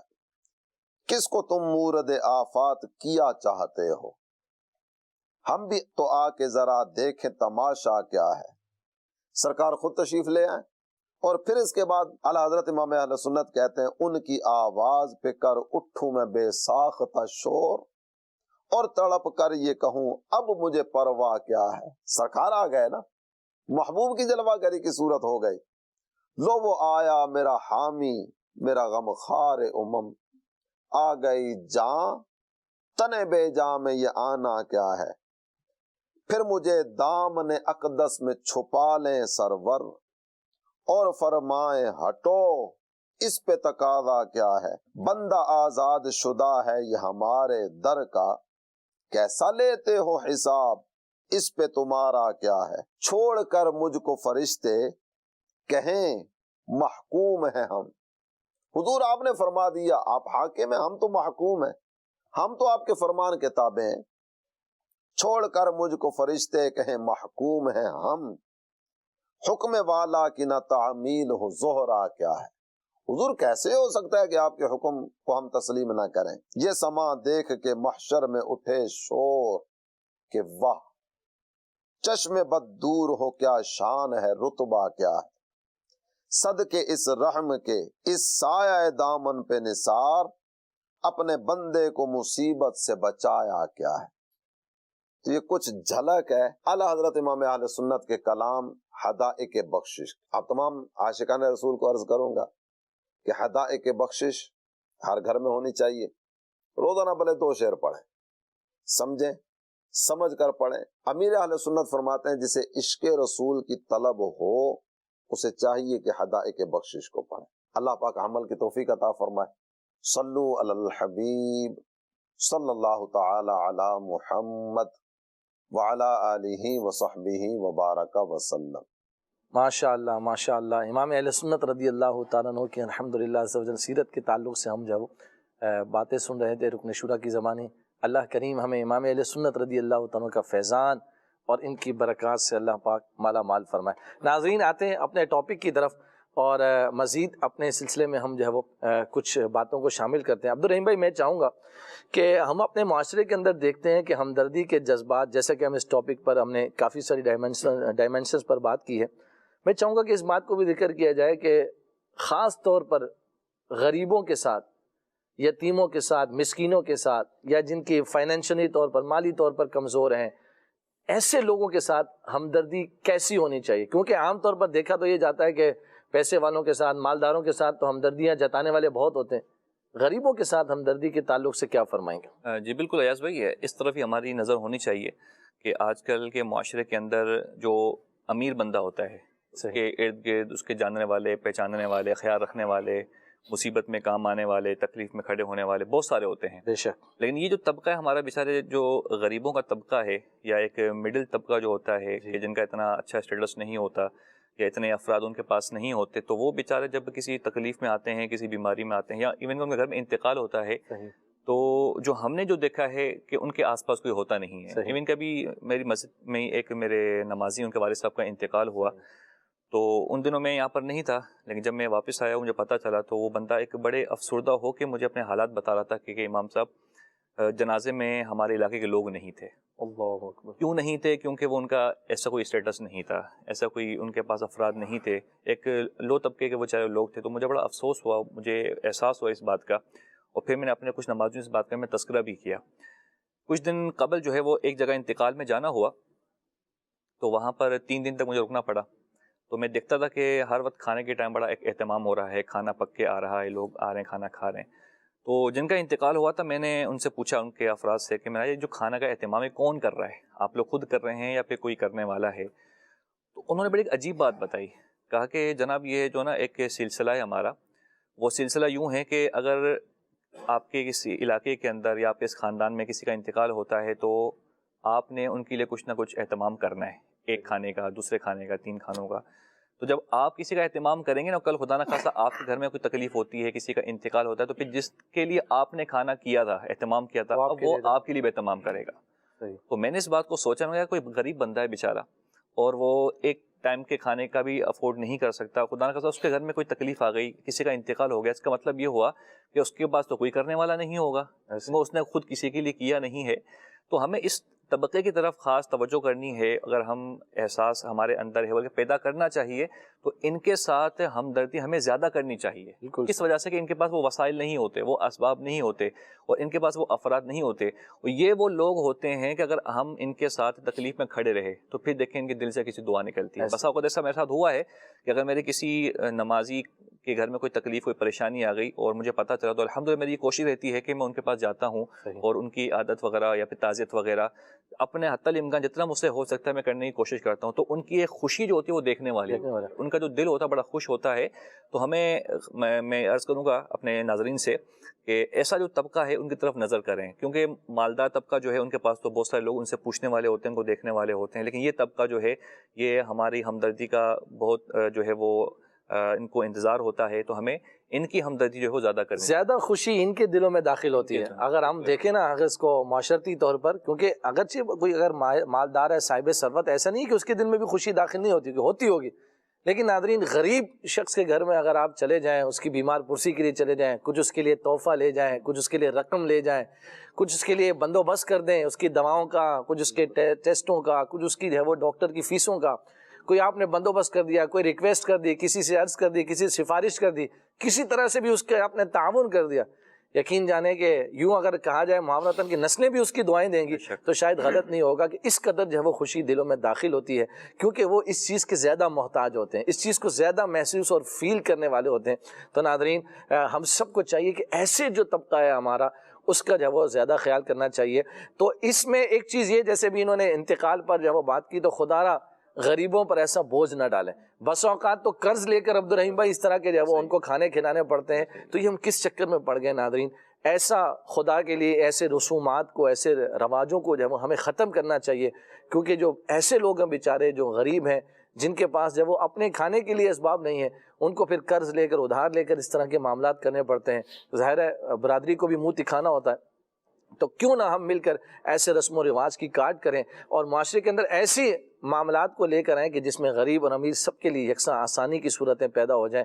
یہ بھی تو ایک ہمدردی ہے نا، یہ بھی تو جو ہے وہ ایک خیر خواہی مسلمین ہے کہ لوگوں سے جو ہے وہ تکلیف دہ معاملات کو جو ہے وہ دور کیا جائے. تو شادی کا موقع ہو یا دیگر مواقع ہوں، ان کے اندر رسومات سے جو ہے وہ بے جا رسومات اور فضول رسومات جو یوں سمجھیے کہ ہمیں کئی چیزوں خرابیوں کی طرف لے جانے والی ہیں، ان سے بچانا چاہیے. اور ناظرین، اپنا ہو یا بیگانہ ہو، تعزیت کریں، عیادت کریں. امیر اہل سنت دامت برکاتہم العالیہ کی بارہا مرتبہ آپ نے مدنی مذاکروں میں ارشاد فرمایا کہ میں راہ چلتے ہوئے اگر دیکھتا تھا کہ کسی کا انتقال ہوا تو میں جا کر بیٹھ جاتا تھا، اور میں الحمدللہ وہاں پر جو ہے وہ لوگوں سے ملاقات کرتا، بھائی کون ہے، کس کا انتقال ہوا ہے، تو ان سے پوچھ کر ان سے جو ہے وہ دعا کرتا، تعزیت کے کلمات کہتا. ناظرین، یہ آج امیر اہل سنت جو الحمدللہ لاکھوں کروڑوں دلوں کی دھڑکن ہے، تو یہ اسی سبب سے ہے کہ آپ نے یہ چھوٹی چھوٹی ہمدردی مسلمین کے، خیر خواہی مسلمین کے آپ نے یہ کام کیے ہیں، اور ان کو اہمیت. اور آج بھی دیکھیں تعزیتوں اور عیادتوں کے پیغامات کا جو سلسلہ امیر اہل سنت دامت برکاتہم العالیہ کی طرف سے جاری و ساری ہے. ناظرین، یہ اسی کی کڑی ہے، ایک عکاسی کرتا ہے کہ امیر اہل سنت دامت برکاتہم العالیہ کے دل میں کس قدر مسلمانوں کی ہمدردی اور خیر خواہی کا جذبہ موجود ہے. اللہ تبارک و تعالی ان کے صدقے ہم سب کو بھی نصیب فرمائے. خالد بھائی، میں چاہوں گا کہ اس چیز کی طرف بھی جو ہے وہ ہم بات کریں کہ بس اوقات ہماری ہمدردیاں سارے زمانے کے ساتھ ہوتی ہیں، لیکن اسی ہمدردی سے ہمارے اپنے گھر والے محروم ہوتے ہیں، ہمارے ماں باپ محروم ہوتے ہیں، ہمارے بہن بھائی محروم ہوتے ہیں، ہماری آل اولاد، ہمارے بچے، ہمارے گھر والے اس ہمدردی سے محروم ہوتے ہیں. کیا کہیں گے اس حوالے سے کہ اپنوں کے ساتھ ہمدردی کا سلوک کیسا ہونا چاہیے؟ ایاز میں ہمدردی کا تعلق نا حسن اخلاق سے ہے. صحیح. اور جس میں حسن اخلاق اللہ تبارک و تعالیٰ کے لیے ہوگا تو پھر وہ اپنے اور بیگانے کا فرق نہیں. واہ، بے شک. وہ یہاں بھی اچھا ہوگا، وہ وہاں بھی اچھا ہوگا. جب ہم کسی مادی وجہ سے، کسی نفع کی وجہ سے، کسی غرض کو پیش نظر رکھ کے حسن اخلاق کا مظاہرہ کرتے ہیں نا، تو کہا جاتا ہے وہ پکڑا جاتا ہے. واقعی ایسے پتہ لگ رہا ہوتا ہے بندہ، یہ مطلب اس سے ہمدردی کیوں ہے اور اس سے کیوں نہیں ہے. تو ذہن میں پھر یہی بات آتی ہے، ہو سکتا ہے وہاں سے کوئی فائدہ مل رہا ہو، وہاں سے کوئی ایسا بینیفٹ اس کو حاصل ہو رہا ہو جو شاید اس کے ساتھ کرنے سے حاصل نہیں ہوگا. اچھا، اپنے جو ہے وہ کیونکہ بہت قریب ہوتے ہیں، صحیح، تو انسان کو ان کا اسٹیمنا پتہ ہوتا ہے، یار یہ نہیں ٹوٹے گا اس مشکل سے، اس کو جھیل جائے گا. دوسروں کو نہیں پتہ ہوتا، کبھی ایسا بھی ہوتا ہوگا. لیکن کوئی کتنا بھی قریبی ہو نا، امیر علیہ سنت دعوت برکاتہم العالیہ کی گفتگو میں ہم ایک بات بار بار سننے کو ہمیں ملتی ہے کہ حوصلہ افزائی کی ضرورت ہر کسی کو ہوتی ہے، یعنی چھوٹے بچے کو بھی ہوتی ہے اور عمر رسیدہ شخص کو بھی. واقعی کوئی کتنا اپنا ہو، کتنا دور ہو. بسا اوقات ہم نے دیکھا ہے کہ آج کل نوجوان یہ باتیں کرتے سنائی دے رہے ہیں، ادھیڑ عمر کے افراد یہ باتیں کرتے سنائی دے رہے ہیں کہ جیسے اب بچوں کو گود میں اٹھا اٹھا کر پالا جاتا ہے، پہلے ایسا نہیں پالا جاتا تھا. پہلے اتنے ناز و نخرے نہیں اٹھائے جاتے، پہلے یوں نہیں کیا جاتا تھا. دراصل کیا ہوتا ہے کہ وہ اپنی کچھ آزمائش کو یاد کر رہے ہوتے ہیں، جس آزمائش میں وہ یہ سمجھتے تھے کہ یار میرے والد صاحب کو میرے سر پر ہاتھ رکھنا چاہیے تھا، میرے چچا کو میرا ساتھ دینا چاہیے تھا، میرے گھر والوں کو مجھے پوچھنا چاہیے تھا، اور اگر یہ مجھ سے کوئی میٹھے دو بول لیتے تو مجھے اچھا لگتا. وہ اس وقت جو فیور چاہیے تھی نا، وہ نہیں ملی. تو وہ پھر کیا ہوتا ہے، وہ زندگی کا ایک کلنک ہو جاتی ہے، وہ زندگی کا ایک ڈارک ایریا ہو جاتی ہے. وہ بندہ کہیں بھی کسی بھی موقع پہ اس کمی کو محسوس کرتا ہے، اس کو بار بار اپنے دماغ میں لاتا ہے، اپنی باتوں میں لاتا ہے. تو ہم اپنے قریب کے لوگوں کے لیے نا کوئی ایسی بری یاد نہ چھوڑیں. یعنی ایسا نہ ہو کہ ہمارے سامنے کا بچہ بڑا ہو تو کل کو وہ یہ کہے کہ فلاں نے اس وقت میرے ساتھ ہمدردی نہیں کی. ہمیں کسی کو ایسی یاد نہیں دینی چاہیے، بلکہ ہمارا کبھی کوئی تذکرہ کرے تو یوں ہو کہ اس بندے نے مجھے کبھی بھی تنہا نہیں چھوڑا، اس لیے یہ ہمیشہ مصیبت میں میرے ساتھ کھڑا رہا ہے، یہ ہمیشہ میری مشکل آسان کرنے کے لیے پیش رہا ہے. آپ دیکھیں تو یہ والی باتیں بھی تو کہنے والے کتنے لوگ ہیں جو کہتے ہیں بھائی میرا یہ دوست ہے، میرا یہ بھائی ہے، ہمارا یہ عزیز ہے، کوئی مشکل ہو جائے. یعنی رشتہ داروں میں کچھ افراد ہوتے ہی ہیں ایسے کہ لا محالہ مشکل کے وقت میں ان کا تذکرہ ہوتا ہے، کیونکہ انہوں نے اپنی شخصیت کو ایسا بنایا ہوتا ہے کہ جہاں مشکل ہوگی وہاں وہ کھڑے ہوں گے. مشکل میں بھی کام آیا جائے، خوشی میں بھی کام آیا جائے، ہر طرح کے موقع پر کسی کو تنہا نہ چھوڑیں.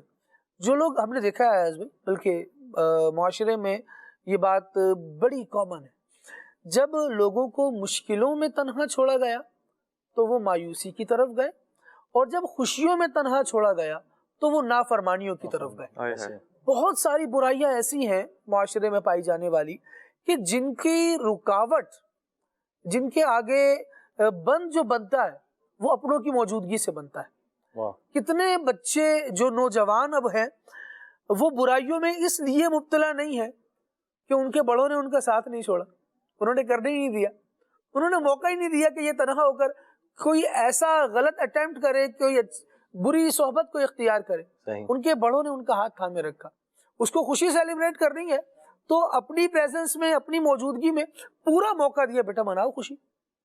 کس نے منع کیا ہے؟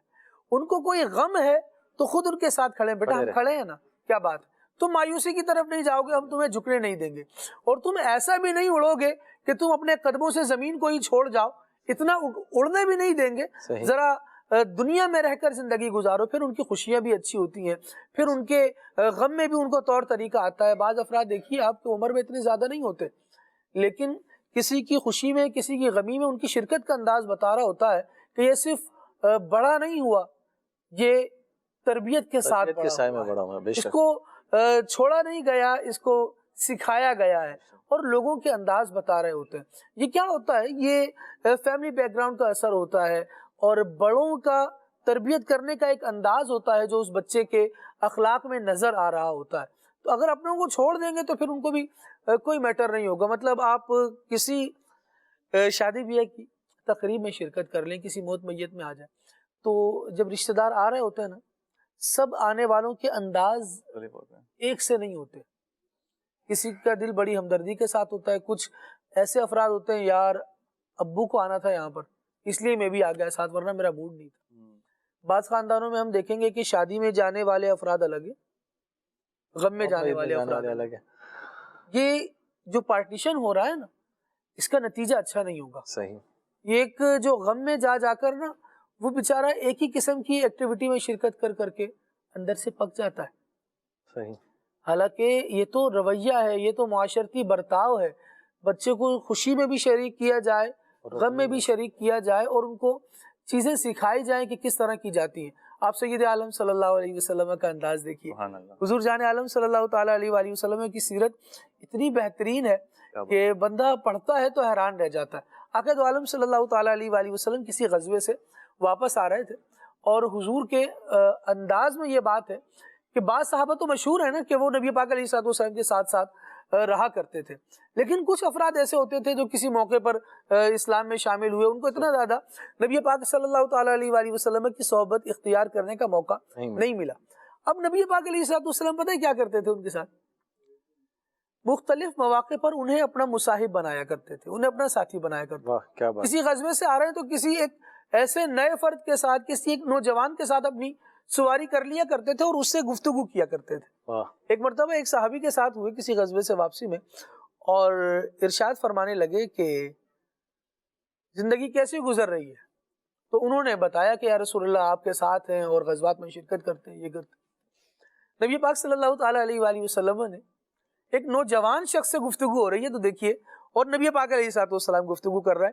موقع کیا ہے؟ جب جہاد میں زخم لگنے کے بعد واپس پلٹا جا رہا ہے، نبی پاک صلی اللہ تعالیٰ علیہ وآلہ وسلم دلداری فرما رہے ہیں، ارشاد فرما رہے ہیں کہ آپ شادی کیوں نہیں کر لیتے؟ تو وہ کہتے ہیں یا رسول اللہ صلی اللہ تعالیٰ علیہ وآلہ وسلم مجھ سے شادی کون کرے گا؟ نبی پاک صلی اللہ تعالیٰ علیہ وآلہ وسلم ارشاد فرماتے ہیں کہ میری نظر میں ایک رشتہ ہے، فلاں صحابی کی جو بیٹی ہے آپ ان سے شادی کر لیں، آپ کہو تو آپ کا پیغام نکاح وہاں بھیج دیا جائے۔ یعنی یہ کیسا انداز ہے کہ ابھی ایک غم سے اٹھ کر، یعنی ایک تکلیف سے اٹھ کر بندہ آ رہا ہے، لڑ کر آیا ہے، تھکا ہوا ہے، لیکن یہاں پر نبی پاک علیہ الصلوۃ والسلام اپنا قرب بھی دے رہے ہیں، محبت کی باتیں بھی ہو رہی ہیں، اور اس نوجوان سے وہ بات جو اس کے دل کو پسند ہو، اس کی دنیا اور آخرت کی بھلائی والی ہو۔ نبی پاک صلی اللہ تعالیٰ علیہ وآلہ وسلم فرما رہے ہیں، اب آقا دو عالم صلی اللہ علیہ وسلم کا کسی فرد سے اس طرح کی بات کرنا، اچھا یہ تو ایک واقعہ یوں رہا، ورنہ آپ دیکھیے تو نبی پاک صلی اللہ تعالیٰ علیہ وآلہ وسلم حضرت فاطمہ بنت اسد رضی اللہ تعالیٰ عنہ، مولا کائنات علی المرتضیٰ شیر خدا کرم اللہ تعالیٰ وجہ الکریم کی امی جان، جب آپ کا انتقال ہوتا ہے تو نبی پاک صلی اللہ تعالیٰ علیہ وآلہ وسلم ان کو قبر میں اتارنے سے پہلے خود ان کی قبر میں تشریف لے جانے. واہ. خود بعض روایتوں کے مطابق نبی پاک علیہ السلام وہاں لیٹ کر اس قبر کو دیکھتے. یہ کیا انداز ہے رحمت برا.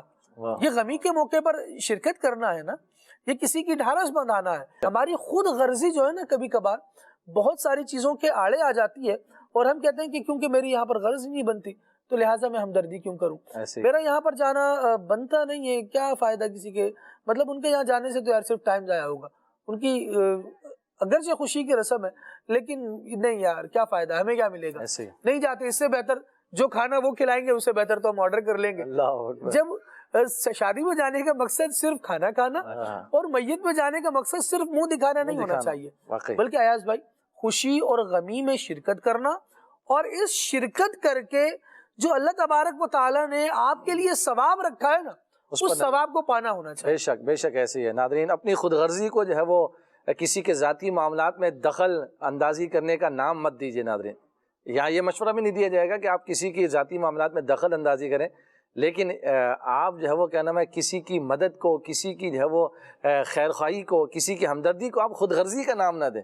بلکہ بہت پیاری بات ہمارے خالد بھائی نے ارشاد فرمائی کہ اللہ کی رضا اگر پیش نظر ہو اور اس کو سامنے رکھ کر جو ہے وہ اگر یہ سارے معاملات سر انجام دیں گے تو انشاءاللہ الکریم جو ہے وہ بہتریاں اور خیر ہمارا مقدر ہوگی. اور ساری ہمدردیوں کے ساتھ ساتھ اپنے گھر والوں کے ساتھ سب سے بڑھ کر ہمدردی کریں, اپنے بچوں کی امی کے ساتھ, اپنے بچوں کے ساتھ.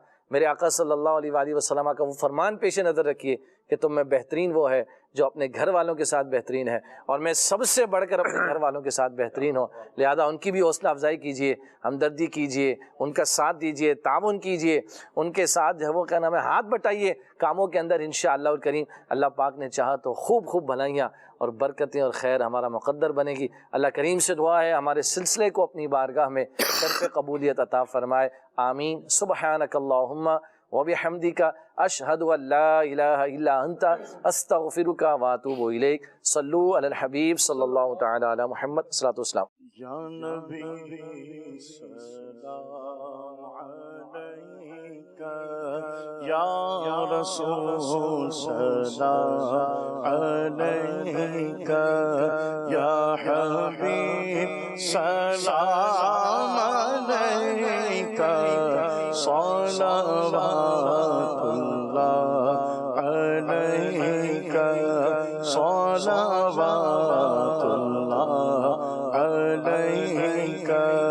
طلع البدر علینا من ثنیۃ الوداع, وجب شکر